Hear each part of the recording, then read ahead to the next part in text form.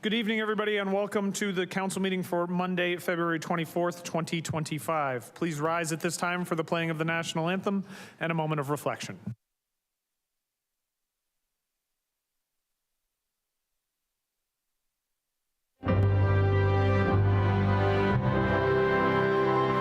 Oh, Canada.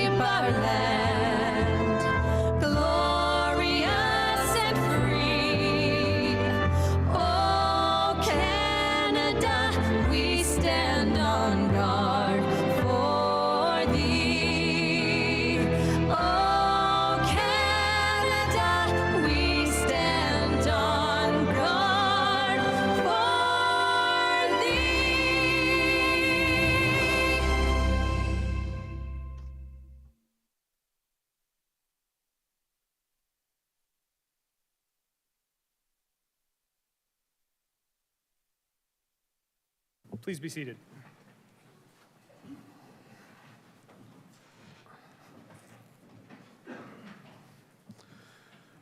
At this time, I will now look to Councillor Lindell to read the land acknowledgement. The land on which Council meets today is the traditional territory of the Haudenosaunee, Anishinaabe, and Attawadarangak, and the Mississaugas of the Credit First Nations people, many of whom continue to live and work here today. This territory is covered by the Upper Canada Treaties and is within the land protected by the Dish with One Spoon Wampum Agreement. Today, this gathering place is home to many Indigenous peoples made up of First Nation, Inuit, and Métis. The Dish with One Spoon Wampum Agreement should remind us of our responsibility to ensure the Dish, the territories on which we live and work, is never emptied, and that we take care of the land and its inhabitants in a way that ensures its future sustainability. Thank you, Councillor Lindell. We will begin this evening with a special presentation, something that we get to do from time to time, and this is one of, I know, Council's favorite special presentations during the year. We will begin this evening with our annual Athlete and Sportsperson of the Year Awards, and I will head down to the lectern to get us kicked off.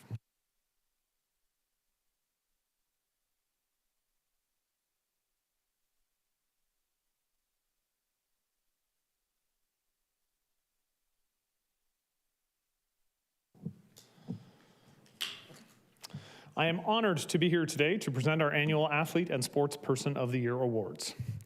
I'd like to start by thanking the Athlete and Sportsperson Selection Committee members for their dedication to recognizing community members for their contributions to local sport.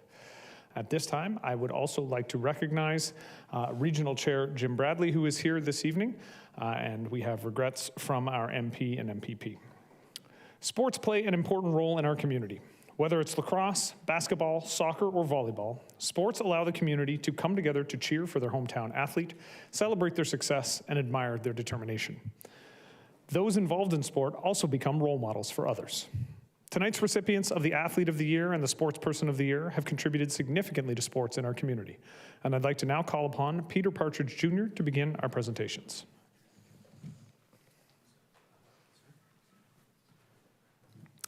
Good evening, everyone. Thanks for the introduction, Mayor Cisco, and it's wonderful to be here tonight with City Council, the senior leadership team, and Regional Chair Bradley. I am honored to have the opportunity to be here tonight as we celebrate the 2024 St. Catharines Athlete and Sportsperson of the Year Awards. These awards were first handed out in 1968. Longtime St. Catharines Standard sports editor Jack Gatecliff and local businessman and philanthropist David Howes came together and decided that St. Catharines needed to annually recognize an athlete and sportsperson. Wilf Garrett was the first winner of the Sportsperson of the Year Award for his contribution to basketball, and rowing legend Neil Campbell was named the first Athlete of the Year. David House chaired this committee until his passing in 2015, whereby Patrick Little took over. Patrick has handed the torch to me, and I'm so pleased and honored to carry on this amazing tradition. Before we begin, I'd like to thank the Athlete and Sportsperson Selection Committee for their dedication to identifying individuals who have made outstanding contributions to sports in our community here in St. Catharines. Their work helps us recognize the athletes who inspire us, push boundaries, and set remarkable examples of excellence. I would now like to introduce Bill Potritz, who will present the Rex Steimers Memorial Trophy to the 2024 Sportsperson of the Year. Bill co-owns the popular BP Sports Niagara website and previously spent 32 years working in the sports department for the St. Catharines Standard. Bill knows Niagara sports as well as anyone. Bill.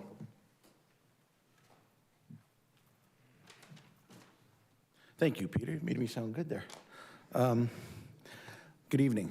Victor Razzo was a natural choice for the St. Catharines 2024 Sportsman of the Year. Razzo grew up in Hamilton, but is well known in basketball circles in St. Catharines as the head coach of Ridley College Boys Prep basketball program, as well as the head coach general manager of the Canadian Elite Basketball League champion Niagara River Lions. After a few years of coming agonizingly close to the CBL championship, the River Lions lost in the semifinals 3 times, the finals once, and the quarterfinals once. The team finally got over the hump in 2024 when they captured their first championship in Montreal. That was massive for us, Razzo said recently in a story by Bernie Pachalski on BP Sports Niagara. We've been doing a good job at knocking at the door for years, and we got the proverbial monkey off our back this year. It was awesome and a great feeling. It was also a great feeling for the fans of the River Lions as well, who continue to support the team by showing up to their home games at the Meridian Center here in St. Catharines, cementing their place in the local sporting community. Add it all up, and Razzo is well-deserving of this honor. Congratulations, Victor.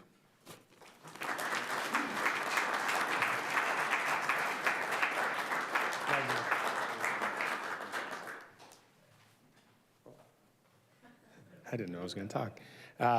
This is an incredible honor.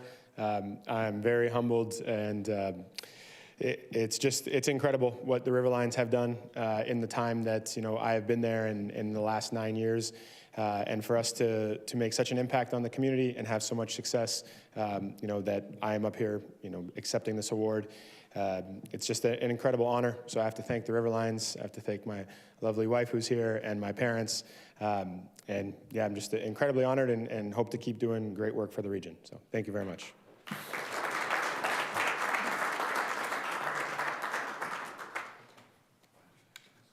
All right, so this is the fun part where Vic has to stay up here because he's going to have to listen to people say really nice things about him and hand him certificates and plaques. It is my honor to be here to congratulate a person who has made an extraordinary impact on our community in the world of sports. Vic Razzo, the head coach and general manager of the Niagara River Lions, has been named the St. Catharines Sportsperson of the Year, and this recognition is truly well-deserved. In 2024, under Vic's leadership, the River Lions achieved something remarkable, a first-place finish and their very first CEBL championship. This accomplishment reflects his passion for coaching and developing top-tier talent. Vic's been an integral part of the River Lions organization since 2017, first as the lead assistant coach and then as head coach and general manager for the inaugural 2019 season. His leadership has created a successful and sustainable program that has established Niagara as a premier destination for professional basketball players seeking to develop and elevate their careers. His work has had a lasting impact, building a reputation that draws athletes and fans alike to this community. But Vic's influence extends beyond professional basketball. He also runs the basketball program at Ridley College right here in St. Catharines, where he helps mold young athletes, shaping them not just as players, but as individuals. And it's clear that his commitment to building character and fostering growth in all of his athletes is at the core of his success. Vic, you have not only inspired athletes on the court, but you've also made St. Catharines and the surrounding community proud. You've enriched our city with your dedication, your passion, and your leadership. Your contributions to sports, to our youth, and to the professional basketball scene are deeply valued. So on behalf of everyone in this beautiful city, I want to thank you for all that you've done and continue to do. Congratulations once again on being named our St. Catharines Sportsperson of the Year, and we look forward to seeing even more great things from you in the future. And on behalf of City Council, I want to present you with this plaque.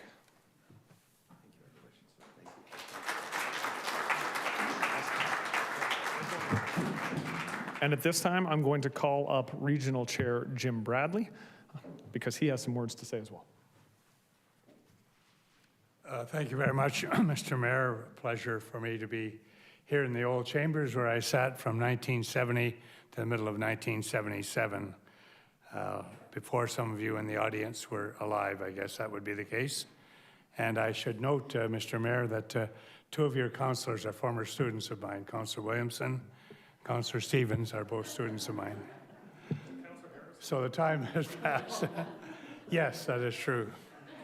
A pleasure to join Mayor Cisco in paying tribute to Victor Razzo, who comes by his talent inherited as well as taught, because anybody who watched McMaster in basketball would remember another coach who was quite vociferous and had the ear of the referee from time to time, as I recall. Victor, to be chosen as Sportsman of the Year in St. Catharines is indeed a treasure, I think, for you, and a pleasure, I'm sure, as well. You have certainly earned it, and if we were doing chants tonight, we'd be chanting 3 more years, because Victor has been extended in his contract for 3 more years with the River Lions. I think that should get a round of applause. I'm not going to read the entire scroll this evening because the mayor has captured most appropriately all the words that should be said about Victor, but we do congratulate him. Those of us who are sports fans and enjoyed going to the games will know that it's an evening of great entertainment and much noise for all who are there. And the noise is the cheering going on for the River Lions. Justified. Culminating this year in the great celebration that all of us had as they happened to win the national championship. And for that, you have to know that the coach and general manager plays a significant role. So Victor, my pleasure to make this presentation of this commemorative scroll this evening.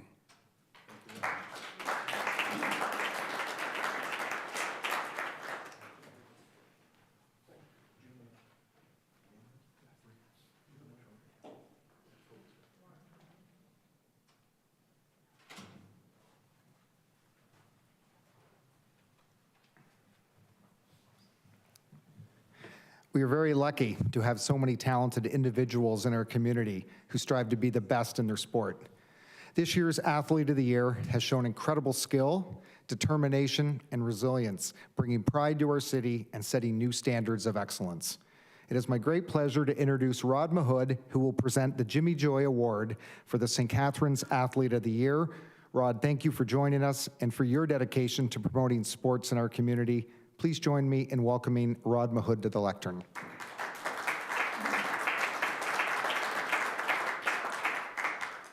Thank you, Peter. Good evening, everyone. Thank you all for being here. Congratulations to Vic.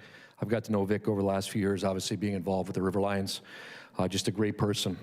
Amazing to think, little tidbit here, that our next recipient of the Athlete of the Year actually played university basketball against Vic. So there you go.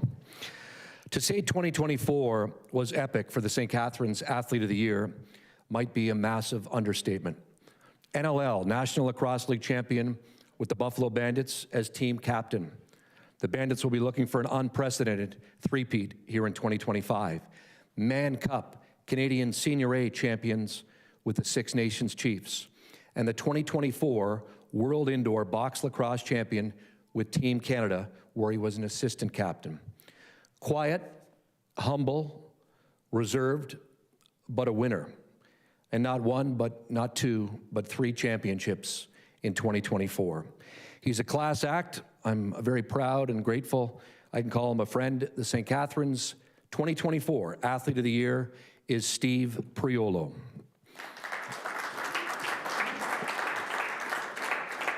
Accepting on Steve's behalf is mother Betty Priolo and his sister Christina Hall.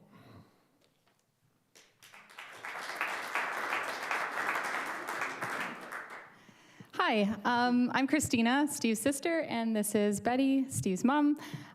He really wishes that he could be here today. They had an away game in San Diego, so he's actually on a flight right now coming back. But he did send a video that he would like you guys to see.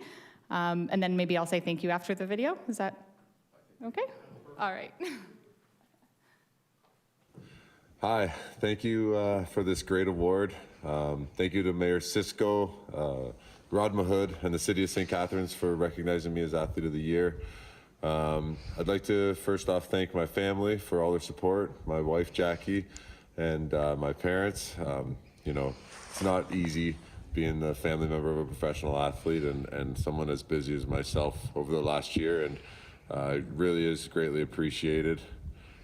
Growing up in St. Catharines, you know, I played hockey, basketball, and lacrosse, and I'm just so grateful to the city for how much they do for the lacrosse community, and this recognition is only going to further the next generation of kids coming up playing this great sport.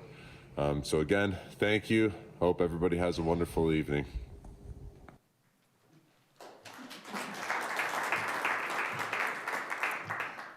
I know Steve was really upset that he couldn't be here. When he found out that he won this award, he actually came over to our house with the whole family, and we opened one of the good bottles of wine to celebrate.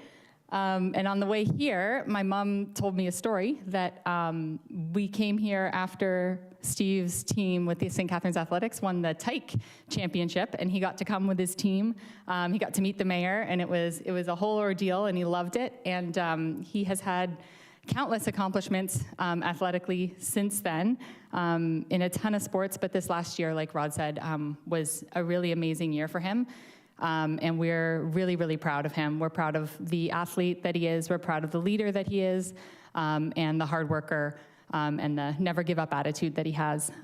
So we're really proud of him, and thank you so much for thinking of him for this award.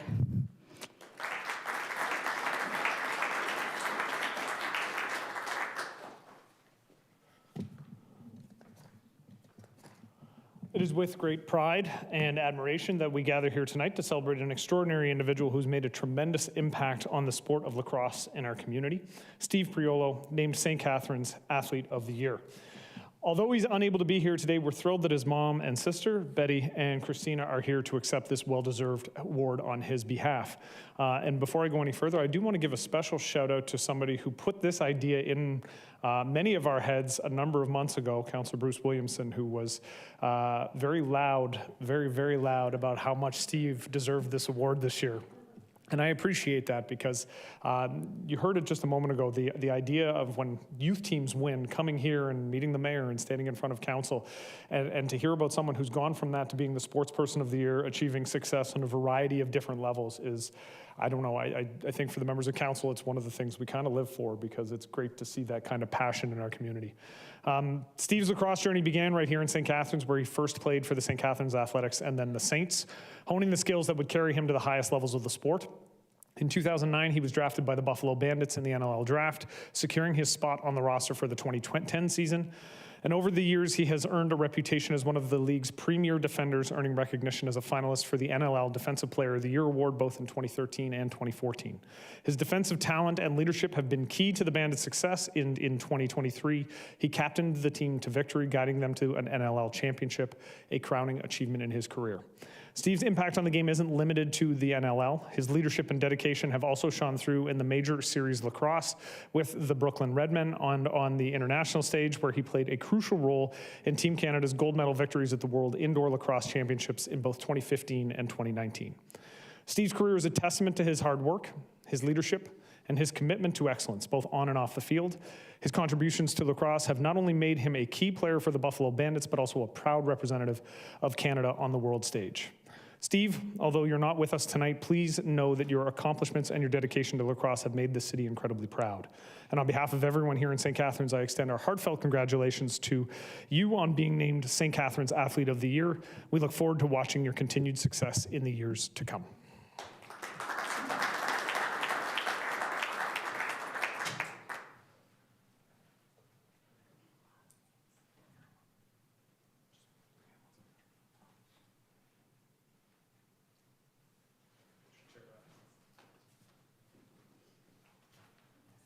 I'm pleased to join the mayor once again in offering congratulations, this time to the Athlete of the Year. And you hear, I also heard Councillor Williamson extolling the virtues of Steve and suggesting that he might be someday honored as the Athlete of the Year in St. Catharines.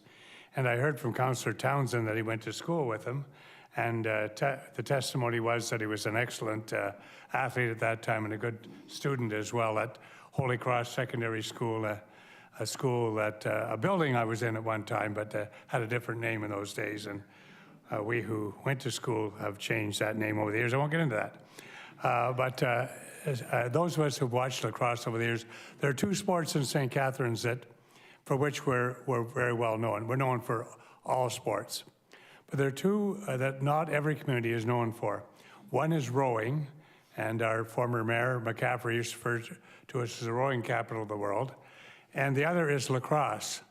There are not that many communities across the country who have had the kind of success that athletes from St. Catharines have had over the years in the field of lacrosse. And when you see the Man Cup or you see the Minto Cup, which is coming to St. Catharines for all of us to enjoy, you will note there that there are teams that show up each and every year from certain communities across the country. Those who have watched the Bandits had an opportunity. Dr. Kushner and I, Councillor Kushner and I, many years ago when they had the Memorial Auditorium in Buffalo, saw the Bandits win the World Championship on that occasion. At least they called it the World Championship on that occasion. I think that was the first game Joe had ever been to, but it was very exciting. And now, if you watch the National Lacrosse League, you will see many athletes who have come from the Niagara area who are now prominent, either refereeing, as Matt Robinson has in years gone by, and of course as players in the National Lacrosse League. But right across the country and internationally, they've distinguished themselves. And certainly Steve has done that. He's an accomplished athlete, but a real gentleman. It was very nice to see the modesty that he showed here today. And he doesn't have to be modest because he's a person who has achieved very much in the field of sports, and in particular in lacrosse, but not lacrosse alone. So I'm very pleased to join the Mayor of St. Catharines, Matt Cisco, in offering my congratulations and presenting this commemorative scroll to members of his family.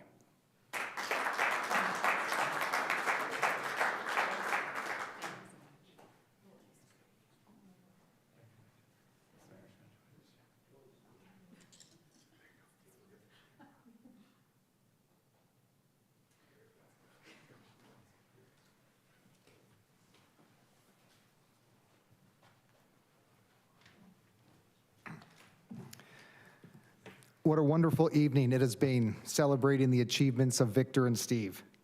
I would like to take the opportunity to thank everyone who has joined us tonight to support and honor these outstanding individuals. To all our award recipients, congratulations once again. Your hard work, determination, and passion are an inspiration to us all. You represent the very best of what it means to be an athlete and sports person in our community. Thank you to everyone who made tonight possible, including Mayor Cisco, our committee, and of course, our incredible award recipients, their family, and their supporters. We're so grateful for your continued dedication to sports and for making St. Catharines a city where sports and community thrive together. Let's continue to support one another and celebrate the positive impact sports have on our lives. Thank you, and have a wonderful evening.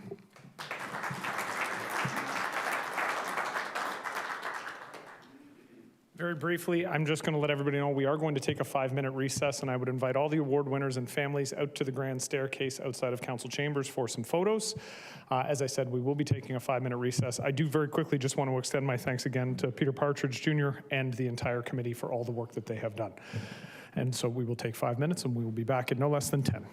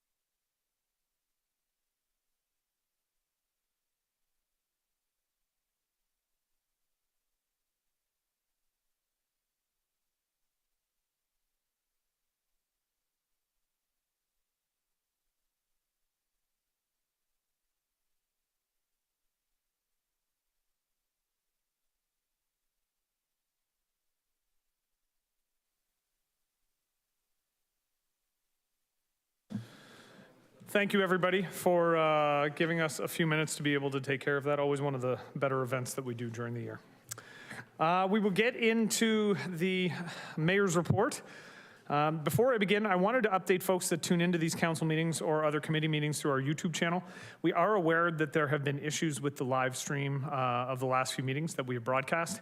Rest assured, staff are actively working on these issues with the provider, and we hope to be back to normal as soon as possible. And I want to thank you for your patience. I did want to extend condolences this evening to the family of Dr. Ole Waller, who passed away earlier this week. He was a committed doctor here in our community, and I know from my own family's personal experience, he delivered many a resident of the city of St. Catharines, and so our condolences are with his family. On February 13th, as we get into the news and the updates, on February 13th, I was honored to take the stage with Ruth Unruh to perform Love Letters by A.R. Gurney as part of the Foster Festival. It was a great night celebrating local theater, and I was happy to be a part of it, even if the day before Valentine's Day, I was reading love letters to a different woman other than my wife. I want to say a big thank you to the Foster Festival for organizing this event and to everyone who came out to support live theater, including Councillor McPherson, who came out to laugh. On Family Day weekend, I dropped in on the Queenston Neighbours Annual Winterfest. The event was a fun way for the community to come together, chat with their neighbors, and most importantly, have some winter fun together. And it was also one of the first recipients of our microgrant program. So it was great to see the microgrant program in action in our community. On Family Day, I was happy to attend the Grantham Lions breakfast. It has become an annual tradition, and breakfast was delicious as always. I want to thank the Lions for hosting a great event. And I want to thank Councillor Mark Stevens, who was there in his capacity as supervisor. You didn't really cook anything, and you weren't really cleaning up anything. You drove out at one point to get milk, right? Ran out of milk. Last week, I was beyond thrilled to be able to join Mal Romanin of Dead Red Sports and Entertainment to announce the naming of Niagara's newest baseball team, the Niagara Ironbacks, who will play in the Perfect Game Collegiate Baseball League this summer right here in St. Catharines. When the Ironbacks hit the diamond this summer, it will mark the return of elite baseball to George Taylor Field in Meriton for the first time since the Toronto Blue Jays minor league A team, the St. Catharines Stompers, played here from 1986 to 1989. I think that means 99. As the only Canadian team in the PGCBL, the Ironbacks will provide a fantastic opportunity for Canadians who play at U.S. and Canadian colleges to play summer baseball right here at home. As a huge baseball fan, I am thrilled with the addition of the Ironbacks to the sports landscape here in St. Catharines, and I'll be counting down the days until the team kicks off its inaugural season this June at George Taylor Field. For more information about the team, you can visit ironbacks.ca. Last week, we hosted the second Town Hall STC, this time at the Armenian Centre in St. Patrick's Ward. It was a great turnout of engaged citizens that joined myself and Councillors McPherson and Ratzlaff. We had meaningful discussions around topics that included homelessness and housing, mental health and public safety, snow removal, and future developments. I want to thank everybody who joined us, and our next Town Hall will be April 30th in the great ward of St. George's at the Kiwanis Aquatic Centre from 5:30 until 7:30 p.m. As part of Savoring Stories, honoring Black history through food, I had the opportunity to visit Crispy African Market, a business that brings the flavors of West Africa and the Caribbean to St. Catharines. Owner Olayinka started the market to share authentic ingredients and traditions with the local community, creating not just a grocery store, but a welcoming space for cultural connection. From West African spices to Caribbean staples, her shop offers a taste of home for many. One of the highlights is the crispy jollof rice and chicken, a customer favorite that reflects the bold flavors of African cuisine. More than just a business, Crispy African Market is a place where food builds community and helps newcomers feel at home, and I encourage everyone to stop by, experience the incredible flavors, and also support this local business. I also had the chance to meet Kevin, the founder of Solicious Pepper Sauce in St. Catharines. Kevin has taken his love of Caribbean flavors and turned it into a line of 7 unique hot sauces, each packed with bold taste and the perfect balance of heat. What started as a passion project has grown into a local favorite, bringing a taste of Trinidad to kitchens across Niagara. It was great to hear his story, see his dedication firsthand, and of course, try the sauces.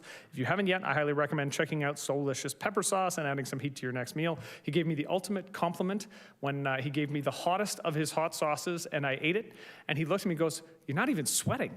And I said, "No." And he goes, "You can be a part of my chicken wing contest." And I was like, right on, man. That's probably the highlight of my month, actually. Coming up, I'll be stopping by Flavor Fuel and Sunshine Eats Jamaican to check out the incredible food they're serving up in our community. At Flavor Fuel, I will get to see how they're putting a flavorful spin on healthy eating. And at Sunshine Eats Jamaican, I'll be trying some classic dishes that bring the taste of Jamaica to St. Catharines. Looking forward to meeting the owners, hearing the stories, and of course, enjoying some great food. Last week, I had the opportunity to visit Chizatar and Nineveh Fine Pastries, located at 436 Vansicle Road, an incredible spot for Middle Eastern cuisine in St. Catharines. From the moment you walk in, owners Natalia and Fadi make you feel like family. Their kindness and passion for what they do create an experience that's truly special. The pastries and the food were incredible. If you haven't been yet, do yourself a favor and check them out. You won't be disappointed.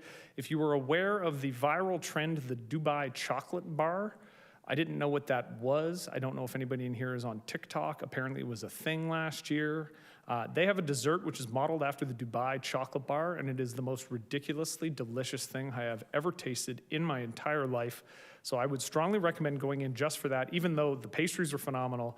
The shawarma was really good. The manikish was really good. It was just a fantastic, fantastic place. Last week, I had the pleasure of meeting Dr. T. Andrew Sobokunola, a compassionate and experienced family doctor who has recently made St. Catharines his home. With nearly 20 years of medical experience, Dr. Andrew is bringing exceptional care to our community. He's now accepting new patients at Health Max Medical Center, which is great news for local families looking for a trusted physician. And you can become a patient by registering at healthmaxclinic.ca. And before I move on, I just want to congratulate our economic development team who continually are recruiting new doctors to come into our community and provide their services. We are still looking for more family doctors. Obviously, this is a shortage right across the country, but St. Catharines stands above a lot of other places in terms of access to primary medicine. On Saturday night, I attended the Coldest Night of the Year event at Market Square in support of Start Me Up Niagara. The community came out in numbers to raise funds, raise awareness, and show our support for people who are struggling in our community. Thank you to everyone for walking and for donating to this important cause in our community. And thank you to Councillor McPherson for not being able to walk because of the cane and all, but still coming and supporting me until I actually got out and walking. Finally, two upcoming events. The Advisory Committee on Older Adults wanted to remind Council and the community to attend the 50+ Active Living Fair on Tuesday, March 4th between 10 a.m. and 2 p.m. at Dunlop Drive Center. The event is free to the community, and there will be over 35 vendors on site with 100 free lunches to those who registered for the sessions with a local dietitian. Additionally, St. Catharines Fire Services will be making presentations. And for the last reminder of the year, on February 27th, that's this Thursday, you can join me at my annual State of the City address in partnership with the Greater Niagara Chamber of Commerce. This year's event will take place at Club Roma from 11 a.m. to 2 p.m. Lunch will be served, and for tickets, you can visit www.gncc.ca.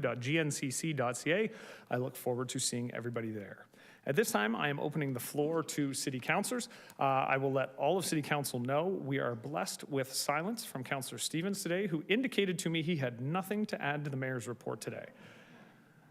Councillor Harris, you feel free to pick your jaw up off the floor, okay? Councillor Lindell. The Meriton Lions Club was able to raise $5,000 and donated it to Jillian's Center, Jillian's Place, on Saturday during their trivia night, of which Councillor Stevens and I were a team. So I had to mention that because he didn't have anything to say. We tied for third, which was awesome, unfortunately with Councillor Williamson's team. And it was a great event, and they raised lots of money, and it's all going back into the community. All right, thank you, Councillor Lindell. Councillor Phillips. Thank you, Mr. Mayor. First of all, I can't believe that with all the places you go to eat on behalf of being mayor that you don't weigh 300 pounds. I guess that's why you must run 5 kilometers every day to maintain your svelte figure. But anyways, that's a lot of trips. Oh, yeah. But anyways, my wife and I we attended the regional orchestra concert on Friday night on your behalf. They raised approximately $1,000 for Out of the Cold in a cost-sharing event. Part of the money goes towards their travels. The regional orchestra is a group of musicians who are, I address them as amateur, but they sounded professional, and they do great work throughout the region. And but as I said, in contributing $1,000 to Out of the Cold went a long way. Thank you. Excellent. Thank you, Councillor Phillips. And we do, oh, you know what, we do have bowling tomorrow. We have Big Brothers Big Sisters Bowl for Kids' Sake tomorrow. The city council team will be taking on the staff team, and I make the assumption winning yet again this year. But we'll leave that for the next council meeting when we can rub it in their faces. Councillor Stevens has insisted on making a liar out of me, even though I just sent him a message saying thanks for being a good sport. So Councillor Stevens. Well, I did forget, I told you, there is a brand new business in our beautiful St. George's Ward at 277 Welland Avenue. It's called Happy Snack. And Chef Linda is a renowned pastry chef, originally from Brazil, and has a lot of the Brazilian and that Latin flair to her cookies and sweets. And one of her big things is stuffed bread. So check it out. It's really good. I had some of the cookies the other day, and sorry I didn't bring any in. But not that sorry. All right, seeing no other hands, we will move on to the adoption of the agenda, and I will turn things over to the clerk. The following items of additional correspondence have been placed in Council Sugarsing folder. Confidential memoranda from Deputy Clerk regarding vacancy appointment for Committee of Adjustment, and confidential correspondence from Camille Blake regarding 45 St. Paul Street West. Can I have a motion to adopt the agenda as it stands? Councillor Kushner, Councillor Stevens. All those in favor? Opposed? That's carried. Item number 4 is the adoption of the minutes. The council adopt the minutes of the regular council meeting held on February 10th, 2025. Can I have a mover and a seconder? Councillor Phillips, Councillor McPherson. All those in favor? Opposed? That's carried. Are there any declarations of pecuniary interest this evening? Seeing none, we will move on to the consent reports. We have the motion that council approve the consent agenda, save and accept those items being brought forward for discussion. Can I have a motion to approve the consent agenda? Councillor Lindell. I will now look to the clerk. Oh, sorry, Councillor Townsend. Thank you, Mr. Mayor. I just want to be quick. I just want to say thank you to staff for 7.6 for getting that out in a timely manner. I know we'd asked for it, so just thank you to staff for putting it out to us because we asked and you delivered. Thanks. Indeed, and I appreciate that. Thank you, Councillor, because staff did get that to us very quickly. With that, I will look to the clerk to read the list and to call the recorded vote.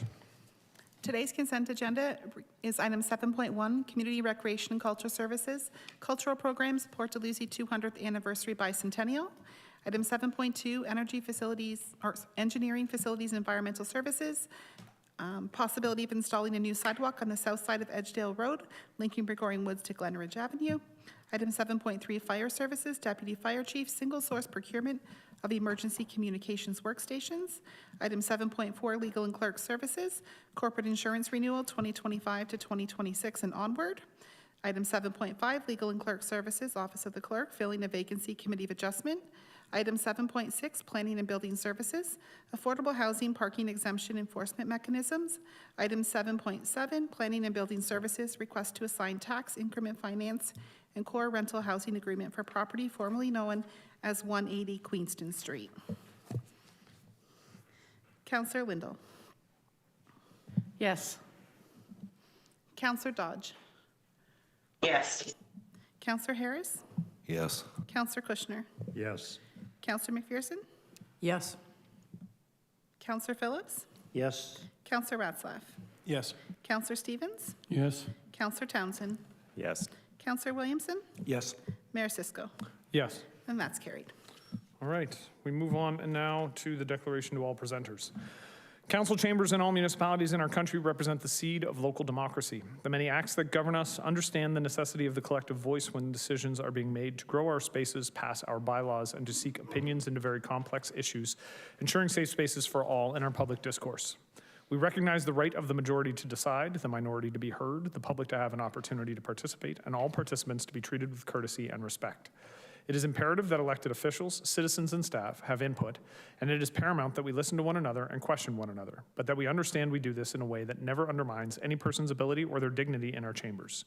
We respect the right for everyone to have an opinion and remind the audience views of the public do not always reflect those of the Corporation of the City of St. Catharines. At this time, we move on to 8 public meetings and 8.1 Planning and Building Services, Planning Services Recommendation Report, applications to amend zoning bylaw 2013-283 and the City of St. Catharines official plan, subject lands 33 Lock Street, owner 10000663335 Ontario Inc.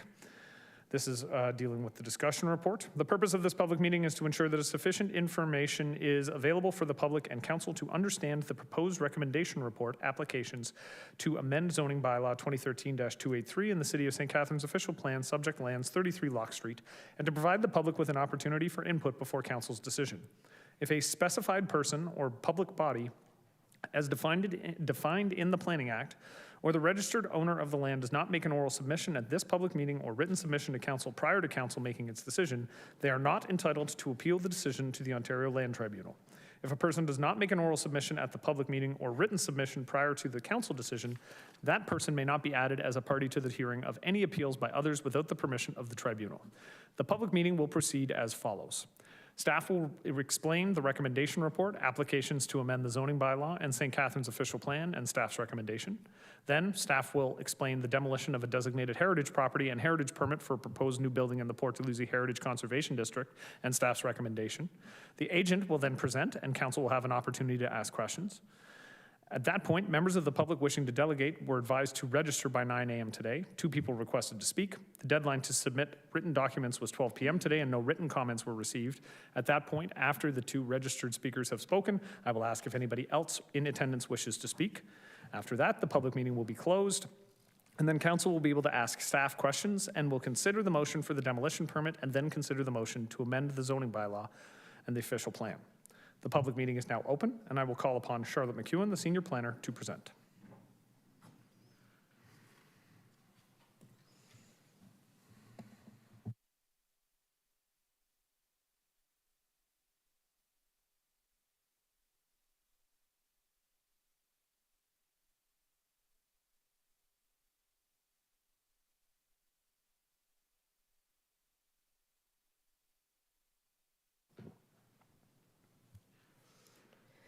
Thank you, Mr. Mayor, and good evening, everyone.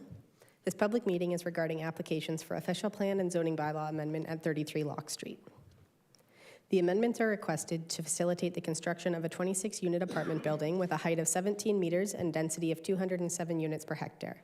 The applicant has proposed to remove the existing 9-meter height limit on the lands and add a new special provision to permit site-specific building setbacks, height, density, landscaped area, parking ratio, parking space dimensions, and location of bicycle parking. These provisions will be outlined in more detail shortly. This map shows the subject property, which is located on the corner of Locke Street and Main Street. It has an area of just over 1,200 square meters and has frontage on both streets with 38 meters along Locke Street and 32 along Main. The property is within the Port Dalhousie Heritage Conservation District, or HCD. The site, seen here from both the Main and Locke Street perspectives, currently contains an 8-unit apartment building located towards the back of the site. It has a driveway out to Main Street and surface parking area in the back corner. The surrounding properties contain a mix of uses, including residential dwellings across Locke Street, the Port Dalhousie Commercial Core across Main Street,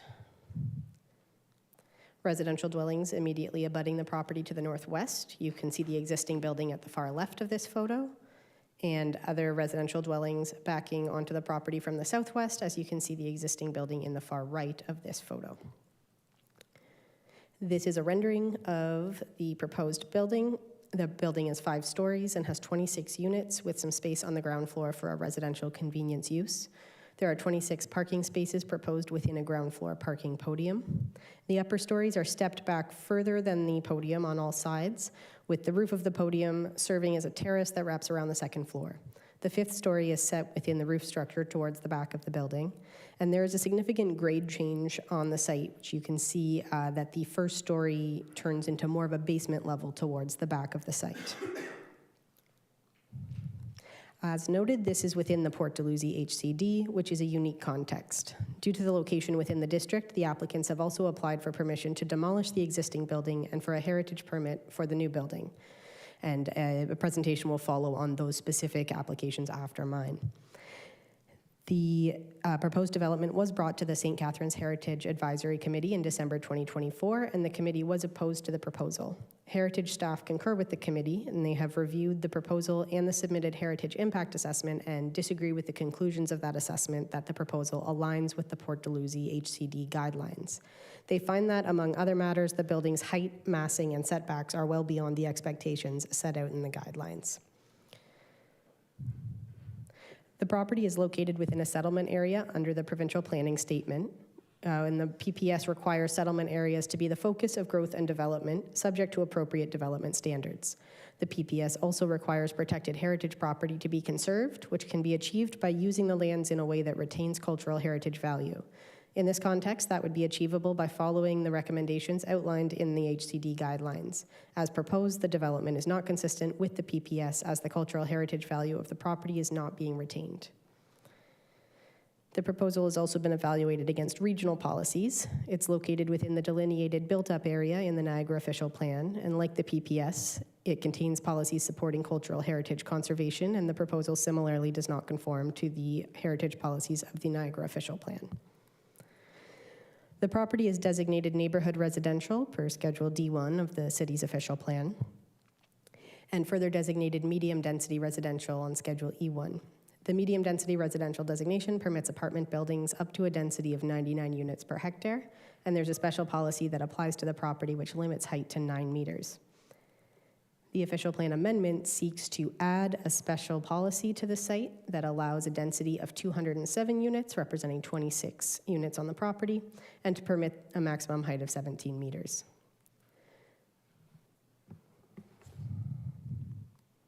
Section 16.1 of the Garden City Plan outlines general policies to be considered when evaluating an official plan amendment, and several of the considerations are not sufficiently addressed based on the incompatibility of the height of the proposal with the HCD guidelines. Some considerations are addressed, such as the servicing capacity of the site. However, overall, the amendment does not conform with the policies in the official plan, and these matters are explored in more detail in the staff report. The lands are zoned medium density residential with special provision 7. The medium density residential zone also permits apartment buildings up to a density of 99 units per hectare, and special provision 7 applies a maximum height limit of 9 meters. The applicant is requesting that the property be rezoned to remove special provision 7 and add a new special provision with several site-specific permissions. The provisions requested in the application do not align exactly with the site plan submitted, and staff have revised some of the provisions to match the building as it's been presented. So the provisions that are shown here on the screen are as they were revised by staff in the report to reflect the development proposal. Staff have reviewed each of these provisions and have concerns with specific ones, which I will go through in more detail, and the analysis of every provision is found in more detail in the staff report. So to start with, the site plan shows the proposed reduced setbacks, which are to the podium or first story of the building. The proposal is stepped back for the upper floors as mentioned, and those additional setbacks are shown here in the blue. These additional setbacks have not been outlined in the requested special provision and would not be enforceable for these upper stories if the zoning were approved as written. Based on the proposed height, the required setbacks on the site in this zone would be more similar to what is shown in the purple here. So this is the building footprint that would be permitted based on the standard medium density residential zone requirements for a building at 17 meters tall. This diagram provides a visual for the requested 17-meter height. It's measured from the principal entrance proposed on Main Street up to the midpoint of the roof of the building. The required 9-meter height measured from the same location is shown here on the side. And as previously mentioned, the building is well outside the heritage design guidelines with regards to massing, which is a direct result of the increased height and reduced setbacks. The proposed building's massing takes up the majority of the property, which is not consistent with the guidelines, and staff are not supportive of these requested provisions. Further, the plan here shows the overall portion of the property that is to be landscaped. The purple area is hard landscaping, like walkways and paving, and the green is soft landscaping. The overall site does not achieve the minimum 30% landscaping requirement, and the front yard does not contain the 30% soft landscaping required.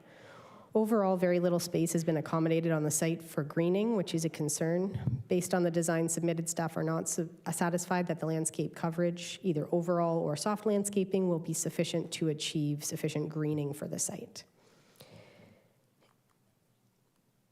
And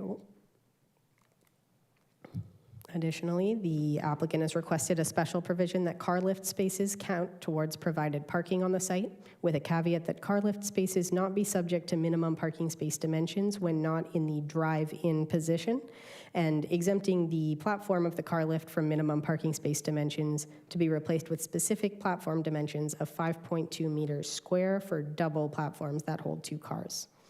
Each platform has mechanical equipment shown along the sides, resulting in each of the spaces on the platform being obstructed on one side. In general, staff are satisfied that car lifts in concept could contribute to parking requirements, but this would be provided they did meet minimum parking space dimensions. Any encroachment on the minimum dimensions at any point during lift operation could result in vehicular damage or in fewer vehicle models being able to use the spaces, which could limit their functionality. Staff are not supportive of the requested special provision to exempt car lifts from meeting minimum dimensions for parking spaces when in positions other than drive-in, nor in the reduced dimensions of spaces with obstructions. The application was circulated to all appropriate departments and agencies, and besides the heritage staff concerns already noted, concerns were also received from CRCS staff related to the reduced landscaping on the site, and traffic staff objected to the reduced parking space sizes. Regional staff had indicated that the driveway location to Main Street is not supported and that a daylighting triangle would be required to be conveyed through site plan approval. Both of those could result in necessary redesigns of the building that could further impact the official plan and zoning compliance of the project. In addition to staff and agencies, the public was also informed of the development, and a public open house was held in January of this year. And 25 people or so attended, and 3 individuals also submitted written comments. This is a list of some of the concerns that were raised during the public engagement. I've spoken to each of these items in my report in more detail to provide some clarity on these matters in relation to this development specifically, and I'm not going to elaborate on these specifically here, but I'm happy to take any questions later through the public meeting. And in conclusion, staff are recommending that council deny these applications as they're not consistent with the provincial planning statement, do not conform to all relevant policies of the Niagara official plan and City of St. Catharines official plan. And we find several of the site-specific provisions do raise concerns with various city staff and compromise the function and compatibility of the site. Thank you. Thank you, Ms. McEwen. As a reminder to council, we will have the opportunity to ask questions of staff after everybody else has spoken. I'll now call upon James Nielsen, the Senior Project Manager, to present.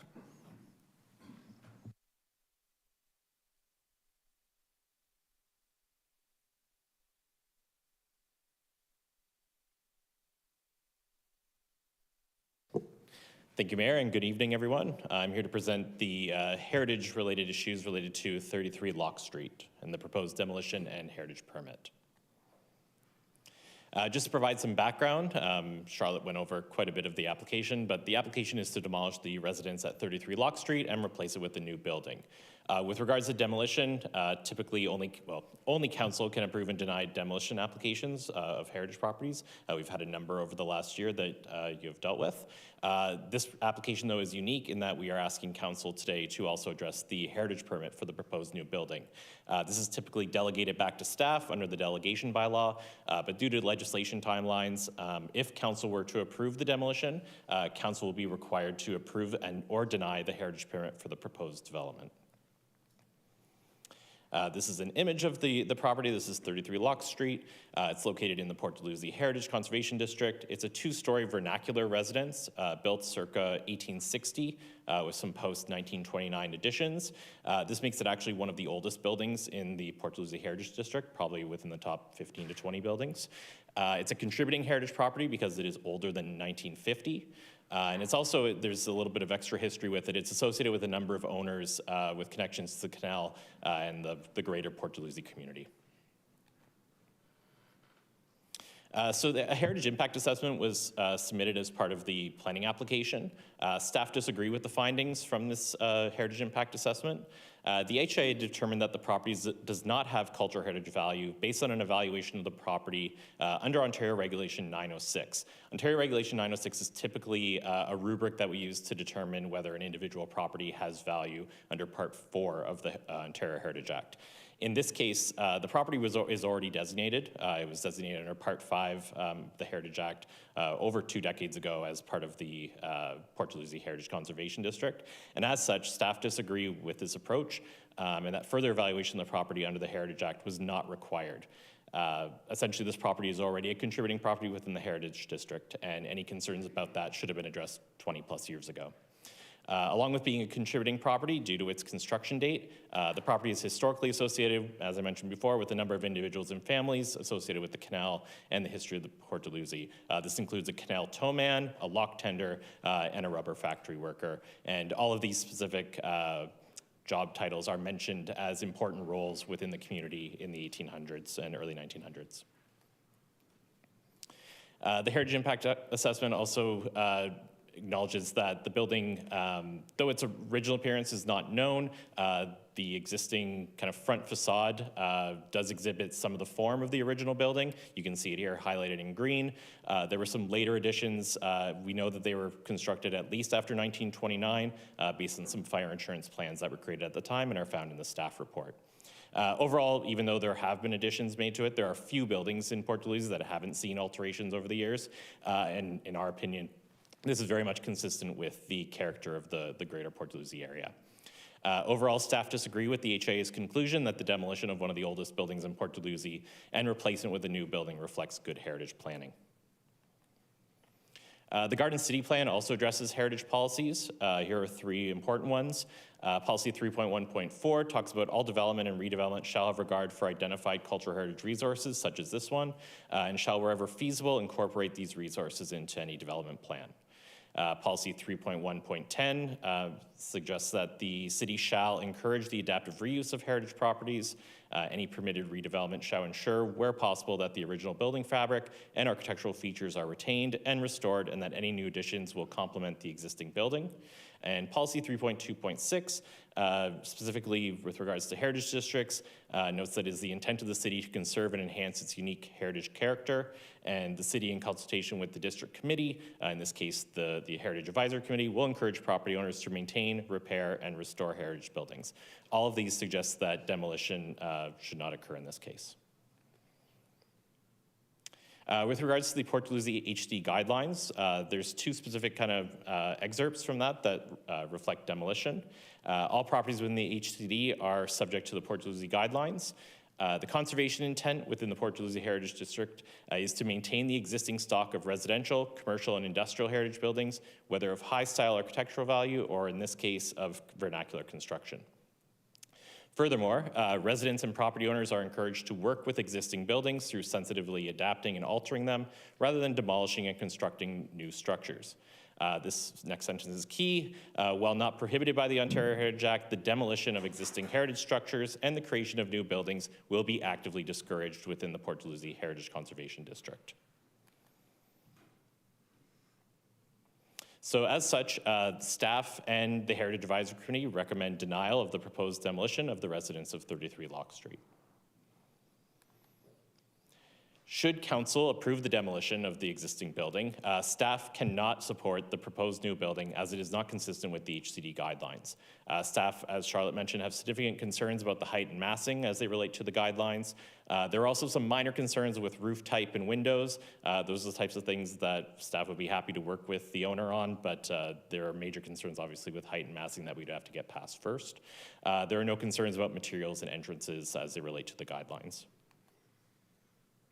So I'll go through each of the guidelines really quickly where we have concerns. The greatest concern is with height. The guidelines state that no new buildings should be higher than 2 stories. This is a 5-story tall building as proposed. It also speaks to building mass and what's appropriate there.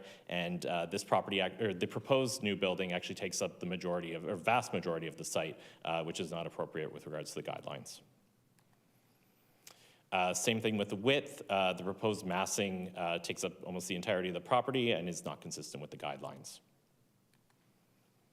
The setbacks, so where adjacent buildings are staggering from one another, the new intervening building facade should be located so that it does not extend beyond the front facade of the forwardmost building and should not sit behind the rearward building.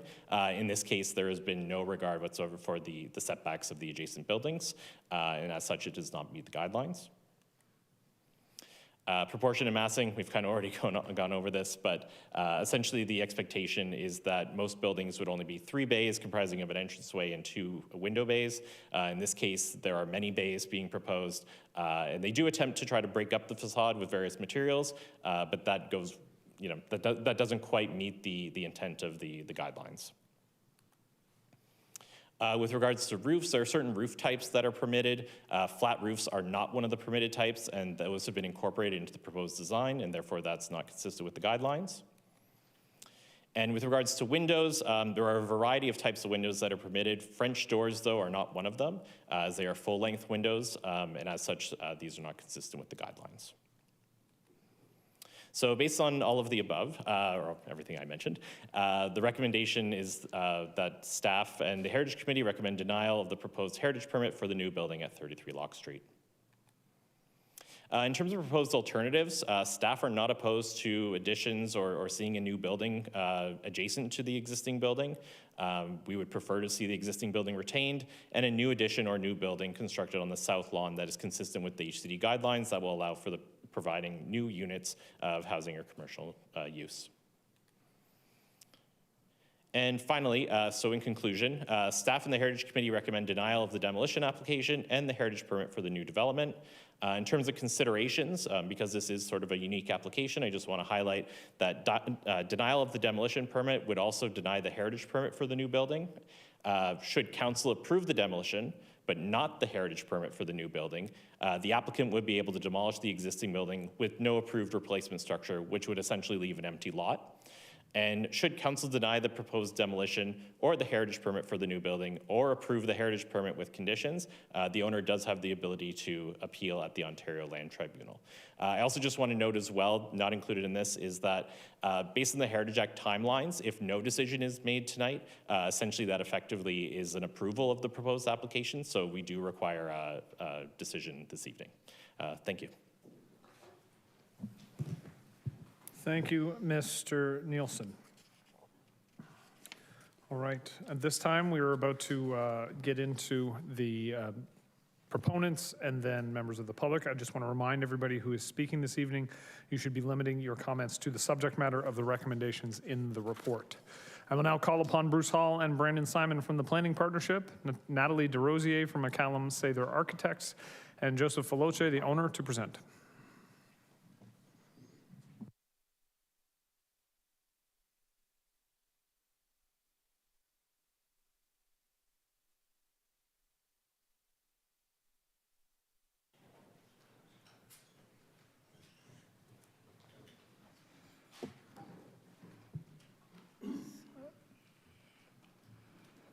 Good evening, everyone.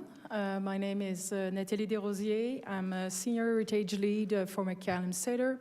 I've been involved in the files since about 2 years. My role has been mainly to evaluate the heritage values of this building and what we really know about this building, and also to assess the project that we have from the redevelopment of this property.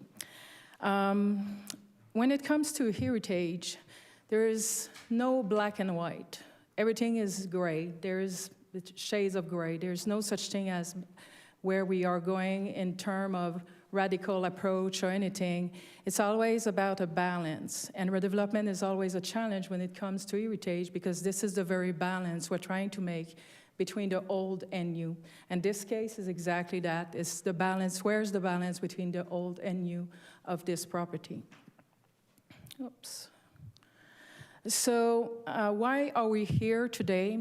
So as it was mentioned, the City of St. Catharines Heritage staff has recommended the denial of the redevelopment of the application of 33 Locke Street. This presentation aimed to provide a heritage-informed perspective on why the redevelopment of the property is appropriate within the Heritage Conservation District. The CHIA prepared by our firm, McCallum Sather, that was done in 2024. The HIA was also, there were previous version in 2022.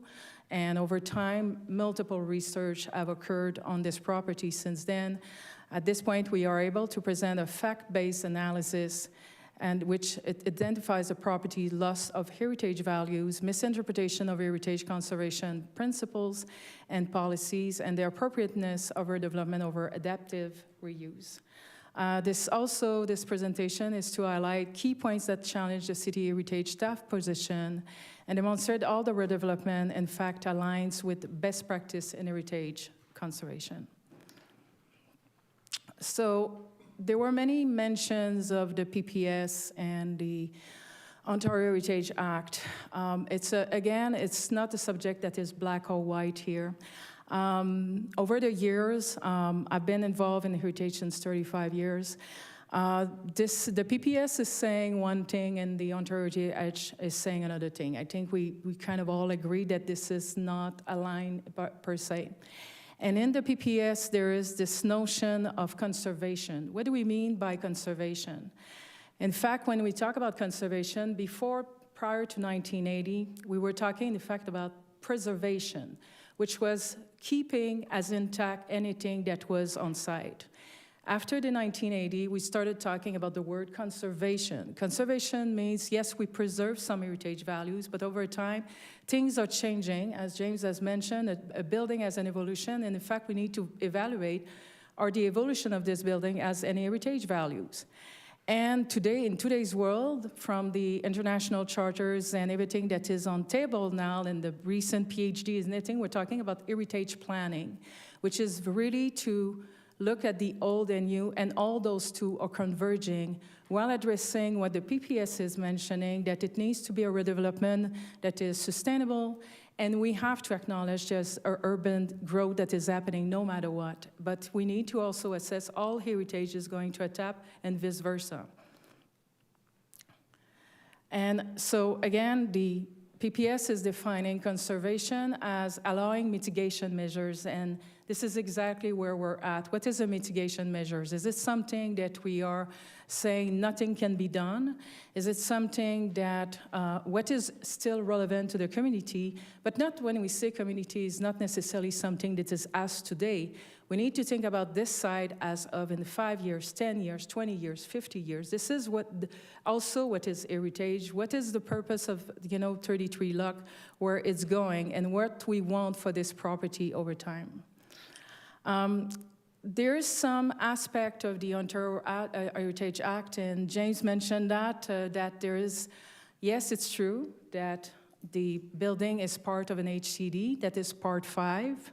It's also true that the Part 4 is different.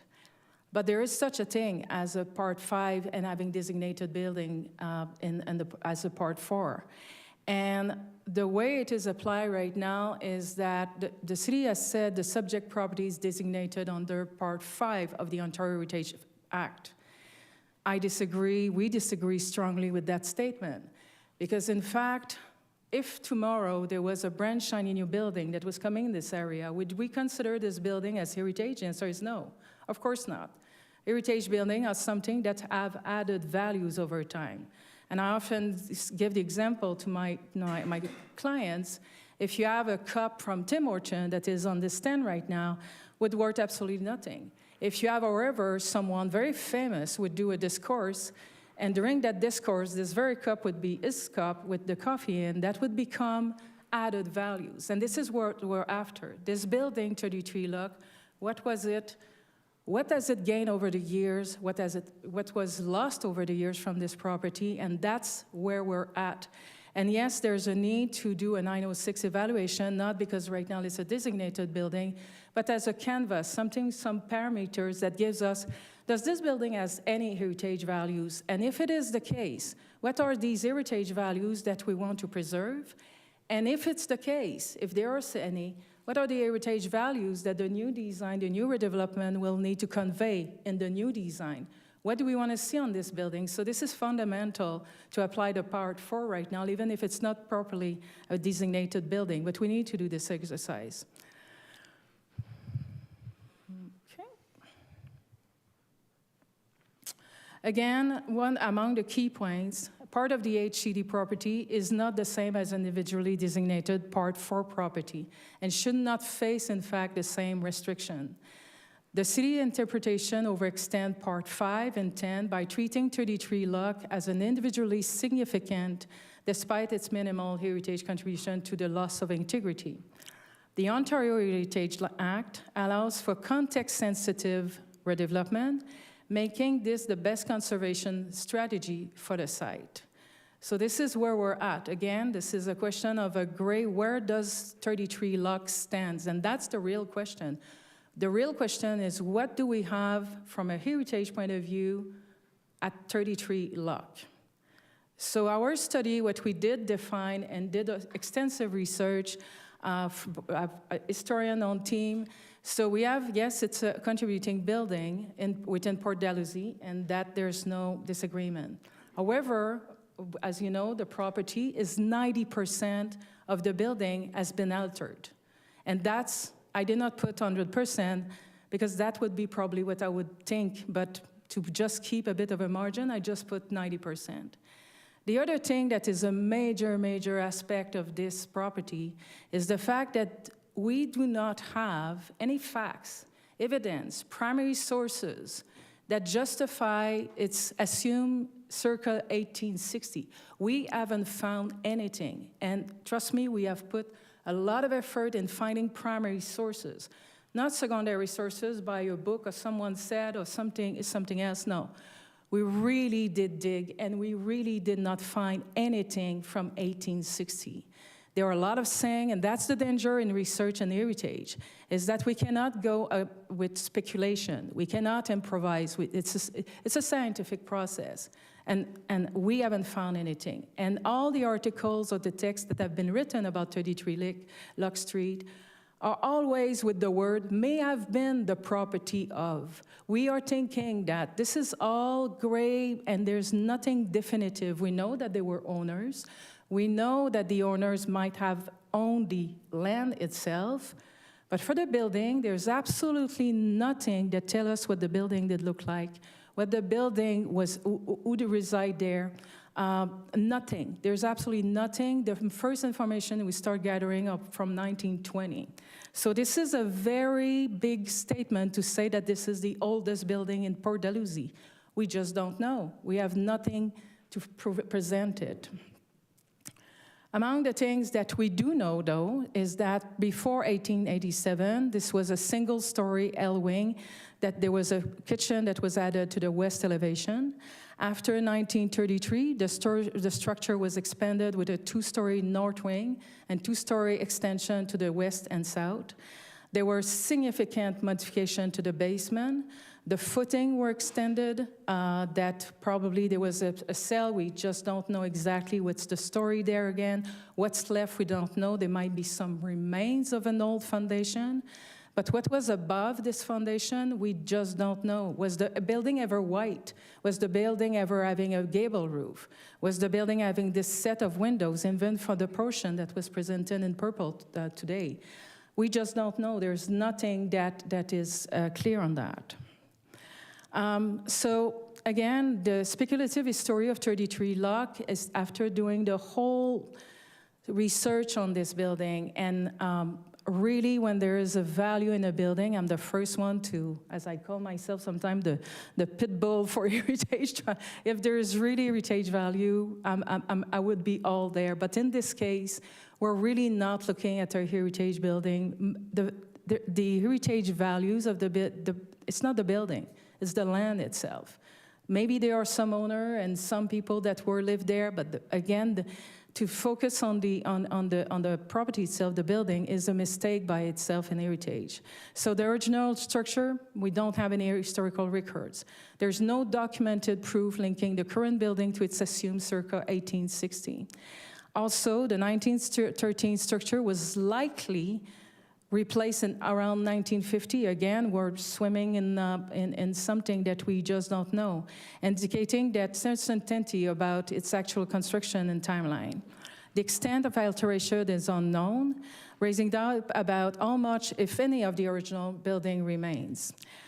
Again, the occupancy, we read so many articles, went back as much as we could, and there's a lot of it is believed, it is known, but there's no one that has a visual of the house, what it did look like. There's no description of the house per se. So we haven't found really no primary sources on that. Also, the lack of original architectural features. The structure has undergone significant alteration. There's no doubt about that. We all agree on that, making it impossible to confirm its original design, material, and craftsmanship. Yes, in the area, in the HCD, there's many buildings that looks like this building.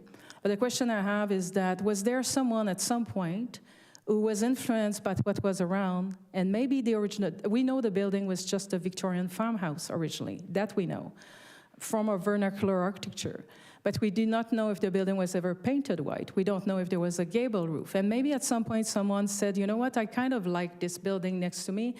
I'm going to do it like that. So this is a high probability that maybe something like that did happen, but we don't know.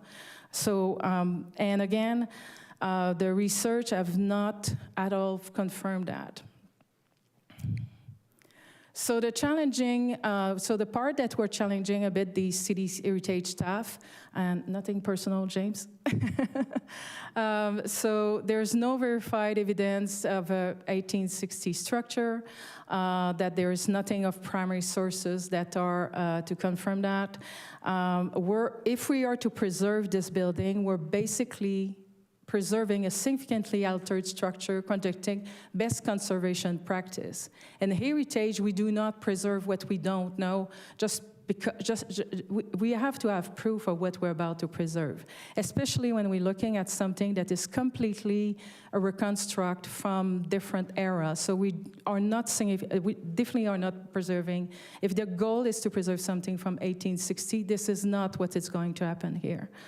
Also, the rigid interpretation of the HCD guidelines conflict with the provincial policy. The HCD guidelines do not prohibit redevelopment. They support context-sensitive change that respect the district character defining attributes and heritage values. We still need to define what they are on this building, and we don't know because we don't have an original building, and we have a mishmash of different style and things that are happening on this building. So what do we preserve? We just don't know. The PPS 2024 mandate, intensification and urban renewal, the city's heritage staff rigid stand ignores the provincial directive, prevents sustainable and balanced growth. Development is part of heritage. It's part of every single city everywhere, and evolution is part of the very district. At some point, there were only trees, and at some point, we ended up having building. And what is the next stage of this area, considering all the growth and evolution that this area will have to face at some point, no matter what? So the heritage approach for 33 Lock, so like I said, we're in the speculation. Heritage conservation is most definitely about evolution, not stagnation. Every heritage district is a product of continuous evolution. Its layers of change define its authenticity and character. Port Dalhousie historic identity was built through change, not stagnation. Redevelopment continued its natural evolution while respecting its essence. Rigid preservation ignores the reality of heritage growth. The city heritage stat treats heritage as static.